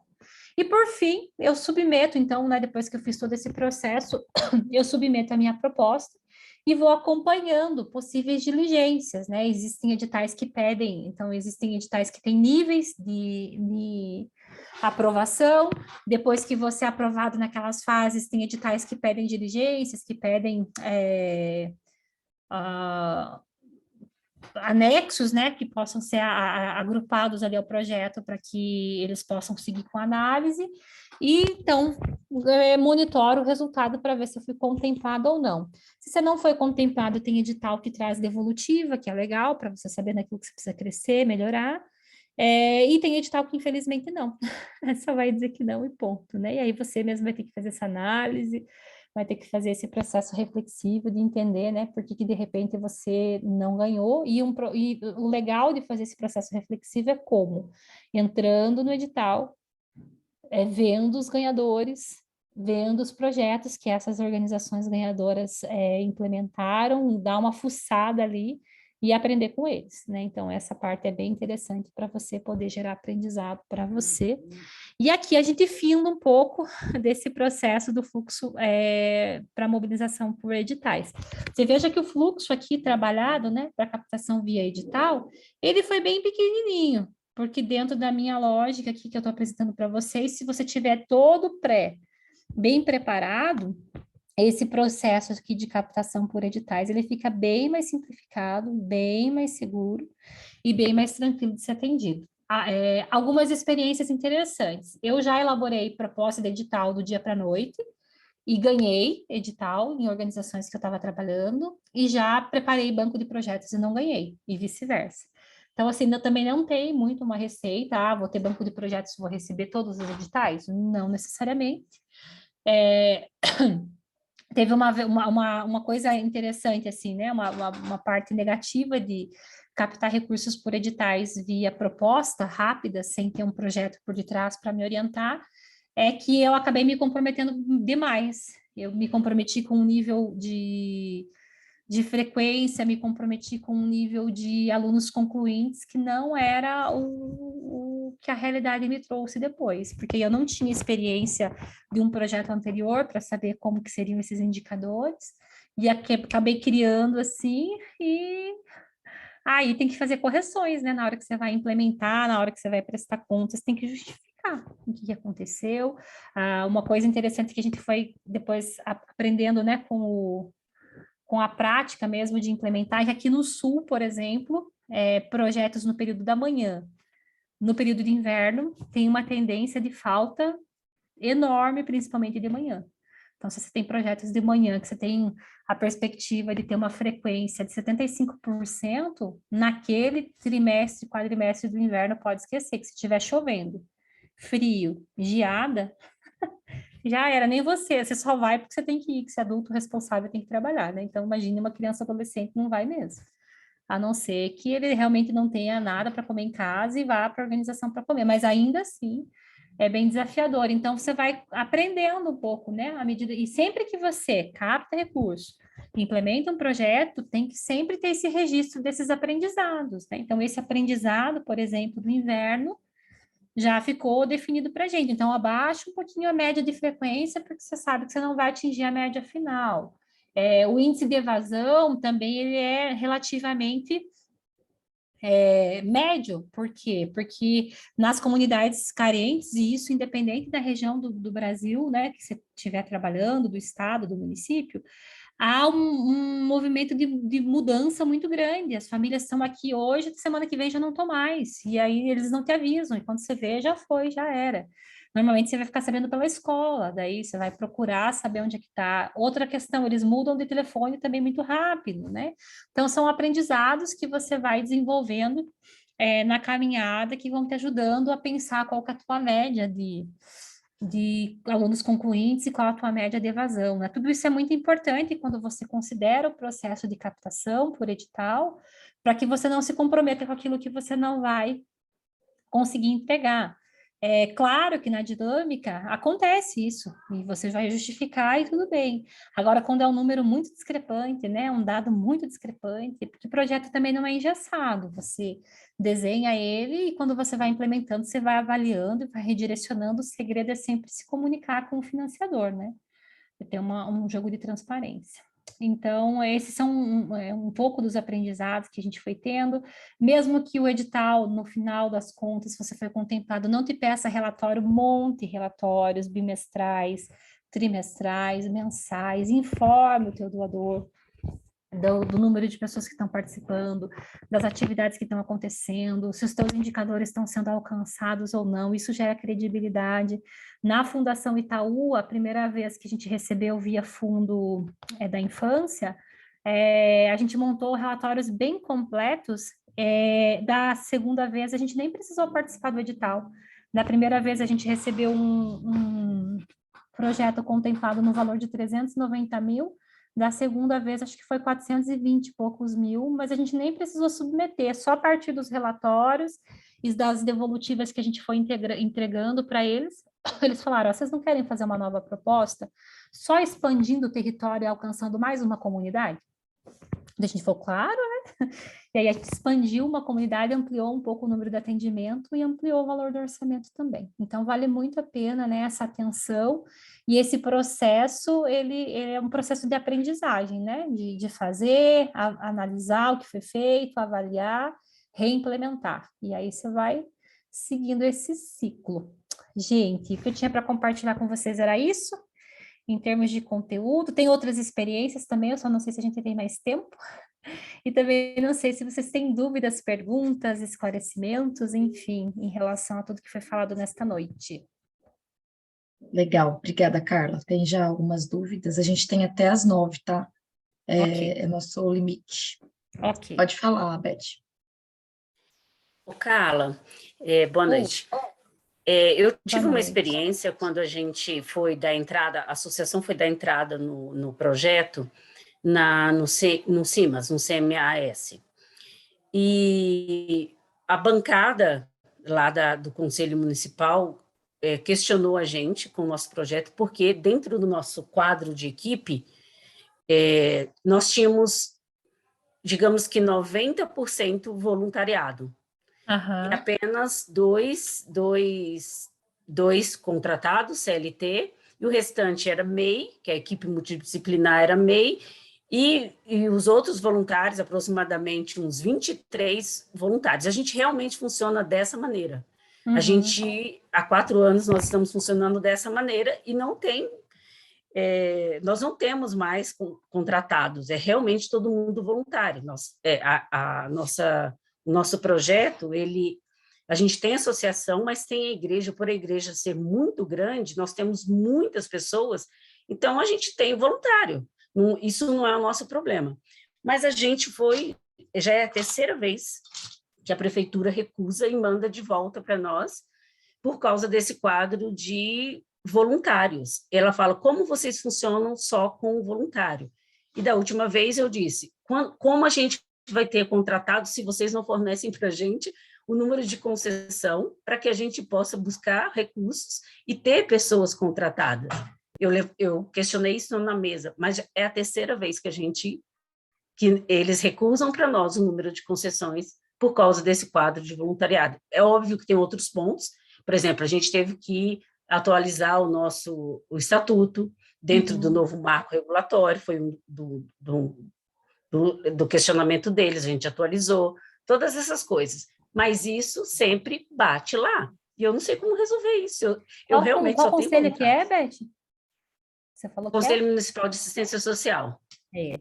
Então, o Conselho da Assistência é um dos conselhos mais desafiadores de lidar, porque eles vão, e principalmente quando envolve igreja, porque eles vão bater muito na igreja. Eu esqueci de falar que eu estou graduanda de serviço social, sempre tive vontade de fazer, nunca fiz e estou fazendo agora, então eu estou no 2º ano. E eles batem muito na gente, porque eles vão bater muito na questão do assistencialismo, eles vão bater muito na questão do paternalismo, eles vão bater muito na questão da caridade, né? Que era a proposta do serviço social implementada pela Igreja Católica lá atrás, mas que há resquícios até hoje, né? Em relação, e principalmente às igrejas, a gente sabe que os projetos de algumas igrejas evangélicas, inclusive, são mais caritativos, né? Mas no caso, por exemplo, a gente não entra como igreja, como associação, nós temos outro CNPJ. Entendi, ótimo, melhor ainda.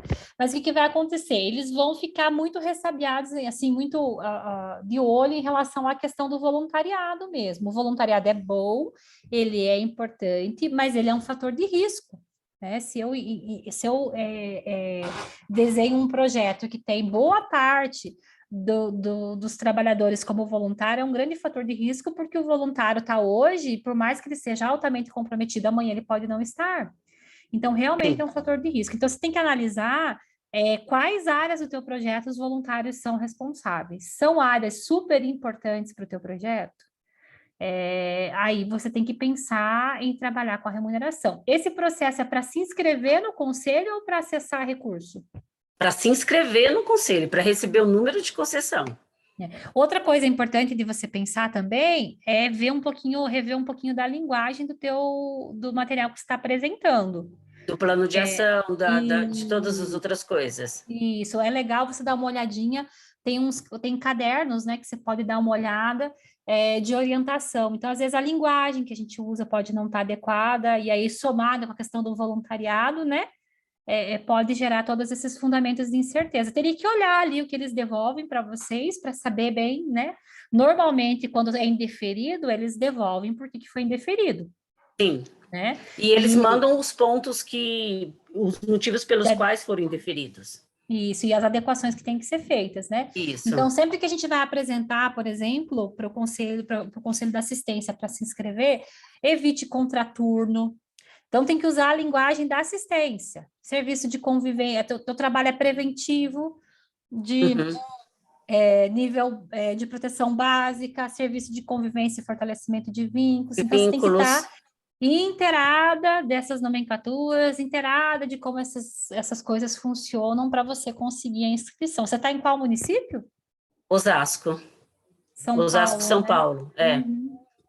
E quanto maior o município, mais exigentes são os conselhos. Sim. É bem isso.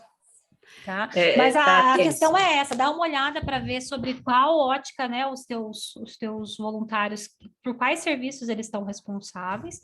Em relação ao MEI, não há dificuldade, porque boa parte das organizações, eu conheço organizações que só têm MEI e estão em conselho. Sim, o MEI não é o problema é que a gente tem MEI, a gente tem contratado, mas a maioria é voluntariado. E aí é onde eles batem na tecla. Mas foi bom, talvez, acho que precisamos mudar um pouco do termo, né?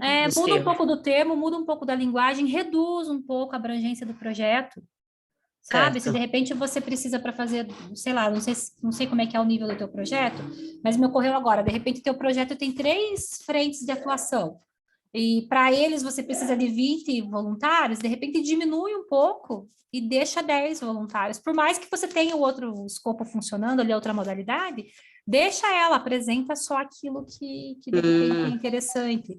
Se você tem um projeto com uma ênfase educacional, reduz a apresentação dele, dá uma ênfase para aquilo que é da assistência, talvez isso ajude um pouco. Ok, obrigada, Carla. Imagina.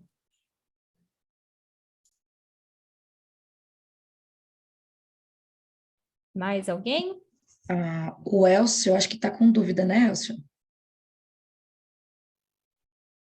Pode falar, Peraí, Elcio. você tá mudo. Na realidade, é um comentário a respeito do que a Beth, das questões que a Beth colocou, e uma dúvida, né?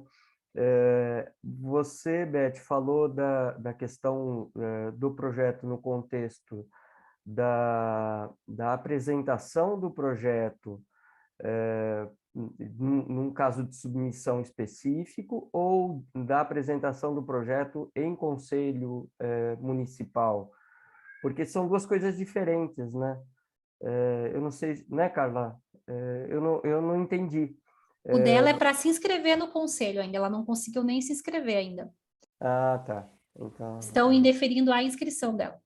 Então, você teve indeferimento da inscrição no COMAS, né? No Conselho Municipal. Ou Isso. Eu consegui no CMDCA e no COMAS, não. Tá, normalmente entendi. O CMDCA é mais simplificado, né? É mais fácil o acesso mesmo. Mas deve ser a terminologia mesmo, porque quando eu também escrevi o meu, antes de eu entregar, eu pedi para uma amiga dar uma olhada, porque eu sou da área da educação, então estava muito educação. Ela olhou e falou... eles glosam, né? E aí foi, porque eu alterei toda aquela... Antes de passar para eles, ela olhou e falou, não, agora vai, porque está dentro desse olhar e dentro do termo, né, da tipologia da assistência. Aí foi bom. Deus me livre de chamar educando, contraturno. Isso, não. Tem que deixar mesmo na linguagem da assistência.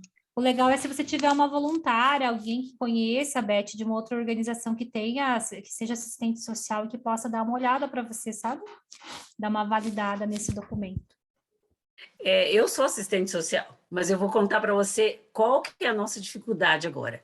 O conselho que foi montado dentro a equipe de conselho dentro do Conselho Municipal de Osasco, você não vai acreditar. É um pastor, uma pastora da Igreja Quadrangular e um diácono de uma outra igreja.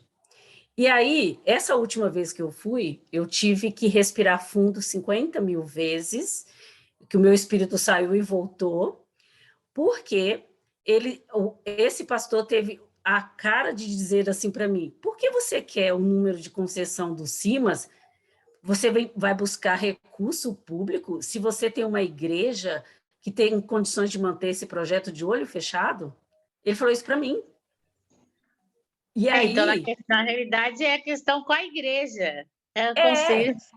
Aí eu quase surtei e falei para ele, eu estou buscando um número, porque independente se eu tenho ou não condições de manter o meu projeto, é meu direito, é direito. Eu estou fazendo... É seu direito e é dever do conselho te monitorar, te fiscalizar. Sim, né? E aí eu respondi isso para ele, ele falou, não. Aí ele pegou a caneta e começou a riscar, e ele gente, ele é um pastor de uma igreja, e ele falou, eu conheço o seu pastor, eu conheço a sua igreja, vocês não precisam de recursos públicos. E falou isso para mim, e aí ele pegou a caneta e começou a riscar, ó, isso aqui não, em cima do meu projeto, em cima do papel do meu projeto. Então, todas essas tipologias de assistência, está tudo lá. Tá aí tua tudo resposta. escrito. Tá aí tua resposta, então. O problema é o ego. É o ego, exatamente. E aí, agora eu estou assim, aí eu pensei, talvez, Carla, você poderia me orientar. Eu trabalho com 3 municípios, Osasco, Cotia e Embu das Artes, porque o projeto está no meio desses 3 municípios. Eu tenho criança e adolescente dos 3. E aí você sabe que eu comecei a pensar, será que eu tiro tudo isso de Osasco e tento em Cotia ou em Embu das Artes? Qual que é a tua sede? O teu endereço sede? O endereço está em Osasco. O ideal seria você conseguir em Osasco primeiro e depois fazer a inscrição nos outros conselhos também, sabe? Mas vai ser difícil você conseguir ter inscrição nos outros sem ter na sede primeiro, né? Mas aí eu acho que é uma questão de jejum mesmo e oração. Ou talvez eu acho que vai ser menos difícil por causa desse pastor, né? Talvez vai ser mais fácil nos lugares. Mas é que primeiro você tem que ter no teu endereço sede, não tem como você ter em um outro endereço. Apesar que a igreja ela tem 2 endereços, ela tem um endereço em Osasco e ela tem um endereço em Cotia. Uhum. Mas no teu estatuto está qual o endereço? Está um endereço em Osasco. Daí você teria que porque a igreja cedeu o espaço para a gente funciona num espaço cedido, isso consta em todas as nossas documentações, é um anexo, e a gente usa o espaço cedido, mas a gente também Esses pastores, eles são da comissão, então, de inscrição? E não tem nenhum eles GOV? são da comissão. Eles são GOV? Eles são GOV? Sim, são GOV. Meu Deus! Não, estou falando que minha situação é oração e jejum e mais alguma coisa, mas... Eu acho que é a questão de orar mesmo, se mobilizar para orar em relação a isso, para Deus mover o coração desse povo e trazer a justificativa nessa linha, sabe? Dizer, pastor, eu não estou aqui interessada exclusivamente em recurso, eu estou interessada em estar inscrita num espaço que me habilita a executar o meu trabalho, eu quero ter cadastro no CNEAS, no Cadastro Nacional de Entidades de Assistência Social, eu quero buscar o SEBAS, eu quero buscar um caminho de profissionalização, pastor. Nesse momento, o meu interesse maior não é no dinheiro público, o meu interesse é em qualificar a organização nos processos que são devidos. Né? E aí o primeiro processo devido é o cadastro no conselho, né? Pode falar. E ele também não está ali nem como pastor, né? Ele está ali como um conselheiro e ele não tem que ter esse olhar. Não. Então, eu creio que oração, jejum e com advogado e mostrar para ele a lei. Ele está equivocado dentro desse papel, dentro desse conselho. Né? Ou até verificar se tem uma instância maior, né, para submeter isso assim. Não pode. Você vai deixar, vai mudar toda a documentação e ir para um outro lugar, porque tem uma pessoa que está equivocada na função dela. A gente é organização. Eu, por exemplo, falei com ele no final da nossa conversa, eu já estava ficando um pouco alterada, eu disse para ele, sim, então eu vou fazer todas as correções que você está sugerindo, mas quando eu voltar, eu vou gravar a nossa conversa. Eu falei para ele. E vai advogado. Ou vai nessa primeira... Eu acho bem interessante essa dica que está sendo dada. Eu iria numa abordagem ainda mais tranquila nessa próxima vez. Eu iria com as alterações que ele pediu e faria essa fala.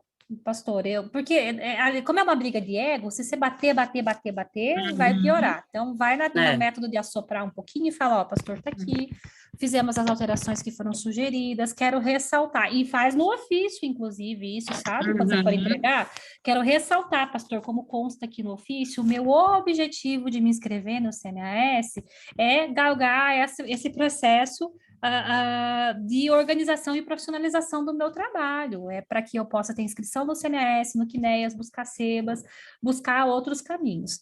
E aí, se ele der uma devolutiva negativa, de novo, indeferir tudo isso, aí você entra com advogado especialista, porque aí não tem porquê, né? Se ele continuar batendo nisso, aí entra. A gente teve uma situação agora de um termo de fomento assinado com o município. Eles repassaram a primeira parcela do valor para a organização que eu presto serviço, e aí, quando chegou o momento de passar a segunda parcela, eles falaram que o edital não estava de acordo com o marco regulatório, que eles iam ter que cancelar. Daí a gente falou, mas como assim? Porque antes de um edital ser lançado, o jurídico da prefeitura faz toda essa análise de todo esse processo, e o edital só é lançado se ele estiver de acordo. E aí a gente teve que acionar um advogado agora, porque aí eles têm que cumprir aquilo que o termo de fomento está trazendo, ou então eles têm que relançar um edital de acordo com o termo de fomento para garantir que a gente dê continuidade ao projeto, sabe? Então, eu sempre tento na camaradagem, na conversa, dentro daquilo que é legal, né, lidar com esses municípios, e quando não é possível, aí sim entra com o advogado, porque é ruim de já entrar direto no campo do bater, do confrontar, porque é um lugar que você não vai mudar, você vai continuar ali atuando, né, a não ser que o conselheiro mude, que a gestão mude, mas você vai entrar naquele ambiente. Então, eu sempre recomendo a tática do morde e assopra. Quando dá para dar aquela mordida, dar uns tapas, você dá, quando dá uma esfriada, dá uma soprada e vai tentando levar o relacionamento nesse formato, sabe? Do morde e assopra, bate e assopra. Obrigado, Carla.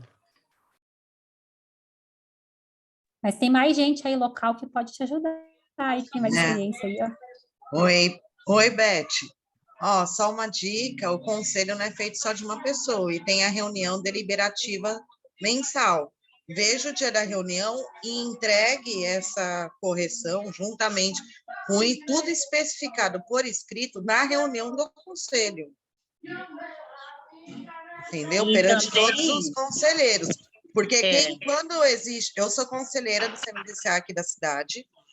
Eu sou conselheira desde 2016, né? Tive que parar por 2 anos, porque não pode ter a contínua. Mas, assim, o conselho não é de uma pessoa só. Quem nega ou não o certificado de uma empresa é o conselho como um todo, e não uma pessoa. E as reuniões do conselho, elas são abertas, inclusive, para a comunidade. Então, você tem o direito de estar dentro da reunião do conselho e apresentar, né, a sua solicitação de certificado juntamente. Ó, já estive aqui antes, né? O senhor presidente, até o momento, pediu essas reuniões, mas tudo por escrito. Caso haja uma recusa, você solicite no próprio ofício, você solicite a recusa por escrito também, porque falou também tenho que apresentar, tá bom? Tem comissões de ética, tem comissões de ética também, né? Sim, dos conselhos, você pode ir até para o conselho estadual. Posso falar? Eu também entrei no Conselho Municipal aqui de Jacareí, eu estou também no CMAS. E é isso mesmo, é participar. E eu acho que é importante mesmo a gente participar desses conselhos, tem sido muito bom. Eu estou no CMDCA e no CMAS, e é isso, apresentar, entregar o que a Ana falou, levar para entregar o que solicitaram para você na reunião do conselho. E todo mundo deve participar. Em uma ou outra é bom a gente participar, porque a gente fica sabendo de tudo e eles vão vendo a gente com um olhar diferente. Mesmo porque é o que eu falei, não é uma pessoa que nega, né, uma certificação. A gente abre reunião extraordinária para estar aprovando a certificação dos conselhos. A Associação Nordestina, a gente está no CMAS e no CMDCA já há muitos anos. Né? Então, é um conjunto de conselheiros que negam ou não a certificação. Então, ele não pode falar só por ele, né? É bem complexo. Mas, obrigado, Carla. A aula foi bem complementar. Eu já estava até entrando aqui já nos aplicativos, eu não conhecia o Prozas, muito legal. Já baixei mais um PDF aqui também da Árvore, porque foi fantástico. Eu já tinha trabalhado com isso, trabalhei assim, né? Eu estudei, mas eu não levei ainda ao pé da letra a Árvore. Eu preciso focar mais nela. Legal. Uma dica para vocês também é um curso que ele é pago, porque ele tem uma certificação, mas que vale muito a pena buscar, que antigamente chamava PMD Pro e agora chama-se D-Project, que é uma metodologia de gestão de projetos só para a área social, então é bem legal. Tem outros, né? Tem PMI, tem uma série de nomenclaturas. Manda por escrito, que eu sou meio surda, daí você fala, eu não consigo ouvir direito os nomes. Não, eu mando sim. Esses normalmente são pagos, mas é bem interessante porque além dessas ferramentas que eu apresentei, eles apresentam em torno de umas 30 ferramentas que você pode usar para gestão de projetos. E aí é legal você fazer a formação e pensar qual ferramenta faz sentido para a minha organização, né? Porque é uma coisa que eu também sempre falo, pessoa que trabalha com construção civil e não trabalha na área de pintura, ela não vai carregar pincel, brocha, lixa, essas coisas aradas. Ela vai levar as ferramentas que são da finalidade da atuação dela. Então, é a mesma coisa em relação à organização da sociedade civil. Ela vai usar a ferramenta que dialoga com a realidade dela, tá? Então, é super legal. Qual é o nome que você falou? Eu vou digitar aqui para vocês, ó. É o D-Project. E tem, assim, um dos lugares que eu acho bem legal, assim, para dar formação, porque tem vários lugares que dão, tá? Então, o nome do negócio social é Tecorra. Mandei aqui já para vocês. Vou esperar um pouquinho que meu computador tá meio lerdo. Tecorra. E o nome da formação da metodologia de Project. Aqui. Mas tem outros lugares que dão também, tem a Filantropia que dá, tem a INC, mas eu recomendo a Tecorra, eu acho eles mais completinhos, tá? Carla, eu queria compartilhar uma experiência nossa aqui, em relação à questão de participação social e de conselhos, né? Nós estamos aqui em São Paulo, no Belenzinho, e há 3 anos eu sou conselheiro da UBS Belenzinho.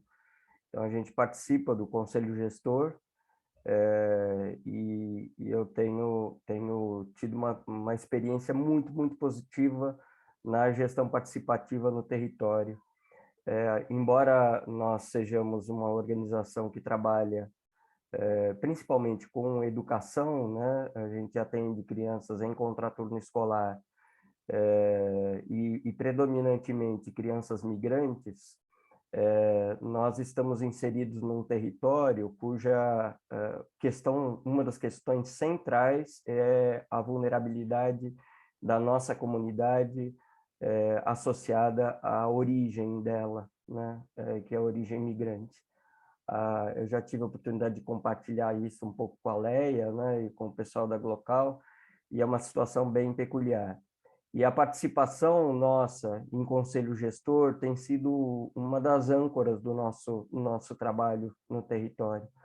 E a gente tem tido resultados muito interessantes. Inclusive, um dos nossos projetos esse ano é um projeto de cartografia social relacionada justamente à questão a questão ambiental no nosso território, relacionada à dispersão de resíduos, aos impactos gerados no território pelos vetores e pelos resíduos dispersos em torno da nossa associação, na nossa vizinhança, impactando a vida das crianças e das famílias.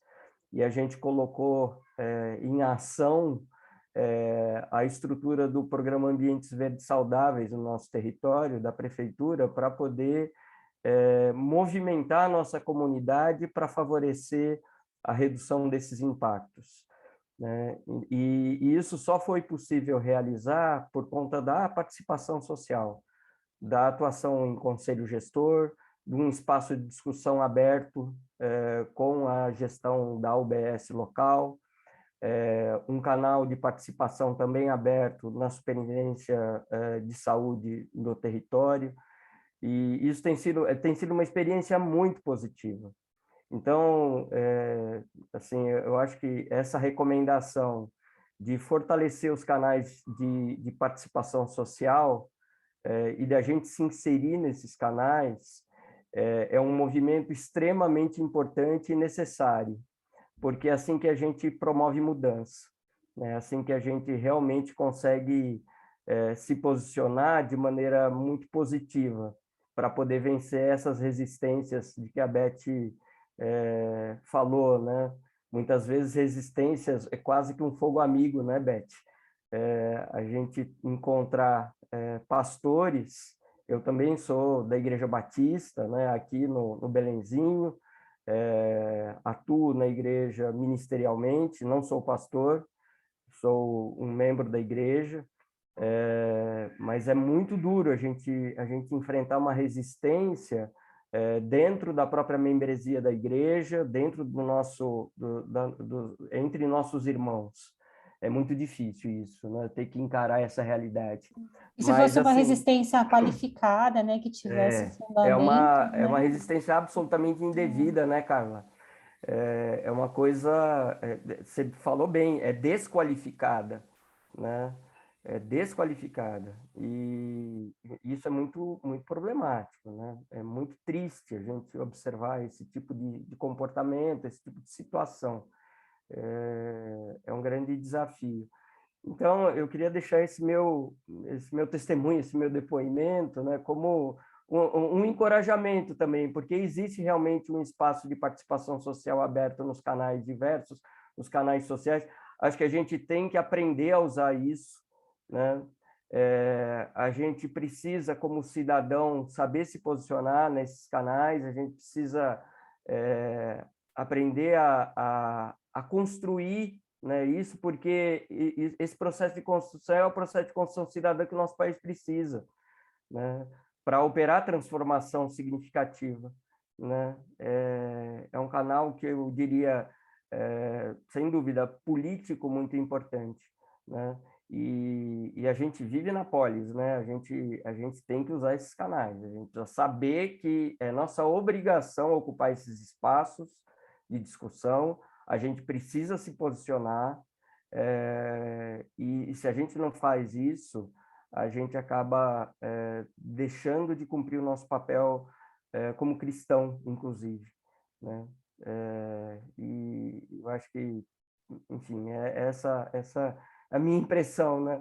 E o desafio que a gente se coloca, né, para o nosso dia a dia aí nessa luta pelas nossas comunidades, né? É isso aí, e a gente tem muita gente despreparada, infelizmente, né, em muitos espaços públicos e privados. Então, os conselhos de direitos precisam investir mais no treinamento dos conselheiros, né, inclusive nas comissões que fazem o aceite ou o indeferimento de projetos, né, seja no Conselho da Assistência, no Conselho dos Direitos da Criança e Adolescente. Então, precisam ter técnicos mesmo da área. Normalmente é o contrário, normalmente a resistência que se encontra nesses espaços são resistências de pessoas altamente técnicas e que vão ficar ali, não, mas você chamou de educando, não é educando, né, é usuário. Então, normalmente, as resistências que a gente enfrenta são nesse nível, não no nível oposto, mas existem também municípios despreparados, como eu falei dessa unidade do CAD, que recebeu recurso foi aprovado para receber o recurso em 2019, só recebeu agora em 2022, conselhos tutelares são espaços também, né? A gente atua mais no encaminhamento de situação de violência de criança e adolescente. Às vezes a gente fica até assim, meu Deus, se eu fizer um encaminhamento para lá, a criança vai ser revitimizada de novo. Às vezes a gente prefere mandar para o CREAS. Tem municípios que nem o CREAS funciona direito, gente. Então, assim, a gente lida com realidades bem diferenciadas. Quanto menor é o município, mais desafiadora é a nossa realidade, mas a gente não pode desistir, a gente tem que buscar espaço de conhecimento, a gente tem que buscar espaço de desenvolvimento, trocar informações. Esse espaço que vocês estão é um espaço muito rico de rede.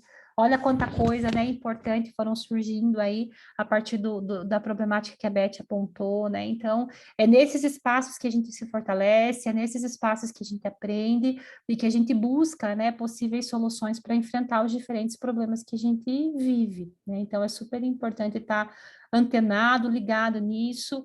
É super importante ter inscrição no Conselho da Assistência, mesmo que você tenha um super parceiro, que você não precise de dinheiro.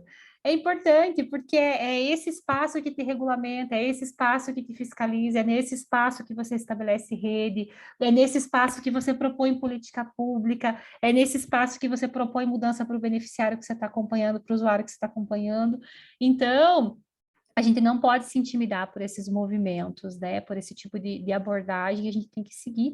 E tudo isso faz parte da nossa operação. E a nossa operação organizada é super importante para dar o impulso que a gente precisa para captar recursos, né? Porque vai agregar credibilidade, vai agregar experiência, vai agregar uma série, né? A nossa operação estando organizada vai agregar uma série de fatores que a gente precisa para chegar num patamar ali tão sonhado, né, que é um nível de sustentabilidade mínima, né? E por fim, a gente falou de editais, mas busquem ter um mix de sustentabilidade mais variado possível, né? Não dependam, né? Tem aquela máxima de captação, né? Não tenha todos os ovos num único cesto, né? Busque diversificar a fonte de recurso para você poder se manter operante, né? E não numa situação de risco. O edital, ele é muito vantajoso, porque de repente você tem recurso ali para manter o teu projeto por um ano inteiro, e isso, nossa... pelo menos você não vai se preocupar com dinheiro, você vai se, porque, como eu falei, né, você capta o recurso, você tem um outro problema, que é gerir aquele projeto de maneira excelente, que fidelize o doador, que de repente te abra outros caminhos, né? Então, você não vai se preocupar com dinheiro ao longo de um ano, você vai se preocupar sobre como implementar e como gerir aquele projeto, e vai se preocupar com o dinheiro do próximo ano já, né? E ter essa margem que o edital dá para a gente é muito interessante, né? Ter essa margem de poder já começar agora, em outubro de 2022, me preocupar com a sustentabilidade de 2024, que fantástico é. Eu não sei se vocês já conseguiram alcançar esse nível, mas como é bom você já ter 2023 garantido financeiramente e poder se preocupar só com 2024 agora, sabe? Tem um ano ali de antecedência. Uma outra dica para vocês é busquem, se vocês estiverem regulamentados juridicamente, nível fiscal, contábil, e inscrito nos conselhos e com alguns documentos que o novo marco regulatório pede, busquem emenda parlamentar, só se certifiquem de buscar parlamentares, assim, de fazer um garimpo por integridade, mas é também uma fonte de recurso legítima, tá? Desde que você não trabalhe vínculo partidário, é super legítimo ter uma organização que eu acompanho, que eles mantiveram a organização esse ano inteiro via recurso de emenda. Eles receberam 500 mil via Ministério da Cidadania, vinculado à Secretaria de Esporte. Então, assim, eles estão com fôlego, a maior parte da galera é elitista, parte MEI, porque a emenda também permite isso. Você só tem que fazer esse garimpo, né, de um parlamentar aí mais íntegro, que não esteja envolvido em escândalo. Aí, foi tão interessante que eles estão executando tão bem executado a emenda, que eles receberam a proposta de um outro parlamentar, e eles se recusaram a receber, porque eles não querem ter nenhum vínculo com aquele parlamentar. Então, as emendas parlamentares vêm de deputados estaduais e federais, né? E aí eles não quiseram se vincular a determinado deputado e recusaram. Mas também é super legítimo, existem modalidades de editais para emenda e existe a modalidade de livre demanda. Você acessa o parlamentar e ele diz se tem orçamento ou não, e direciona para a tua organização. Também considerem isso, pensem nisso. A questão só é que quando você mexe com recurso público, né, o desafio de gestão, ele é bem maior, porque daí a gente enfrenta esses entraves, né, nem sempre o município sabe como lidar, e aí você tem que se adequando para fazer a gestão, porque hoje já não dá mais para dizer, eu não sabia, né, tem aí as políticas de compliance que orientam a gente, e mesmo que você não saiba, você é responsável por, né, então... Mas fica uma dica importante aí também. Muito bom. Gente... Se ninguém tiver mais nada, declaramos encerrado. Carla, obrigada demais, demais, demais. Obrigada mesmo. Espero que você tenha gostado dessa turma, que você se anime para semestre que vem a gente estar junto de novo. Pessoal, se vocês toparem, a gente abre o microfone e dá aquele tchau para ela voltar na próxima. E... 19 a 21. Valeu, Carla. Obrigadão. Obrigada. Boa noite. Tchau, tchau. Boa noite. Prazer estar com vocês, viu? Que Deus abençoe cada um aí nos desafios, viu? Deus abençoe especialmente a Beth nessa luta aí, que o Senhor vá à frente, em nome de Jesus, viu, Beth? Amém, amém. movimentando o coração desse povo aí em teu favor, em favor do teu Amém. projeto. Amém. Mas que Deus também abençoe todos vocês, gente, fortalecendo vocês nos desafios, na caminhada de cada um, enchendo o coração de vocês de esperança, viu? Não desistam, sigam firmes. Um abraço para vocês. Amém. Obrigada pela Obrigada. oportunidade, viu, Leia? Um beijo, eu que agradeço. Te mando mensagem depois. Obrigado.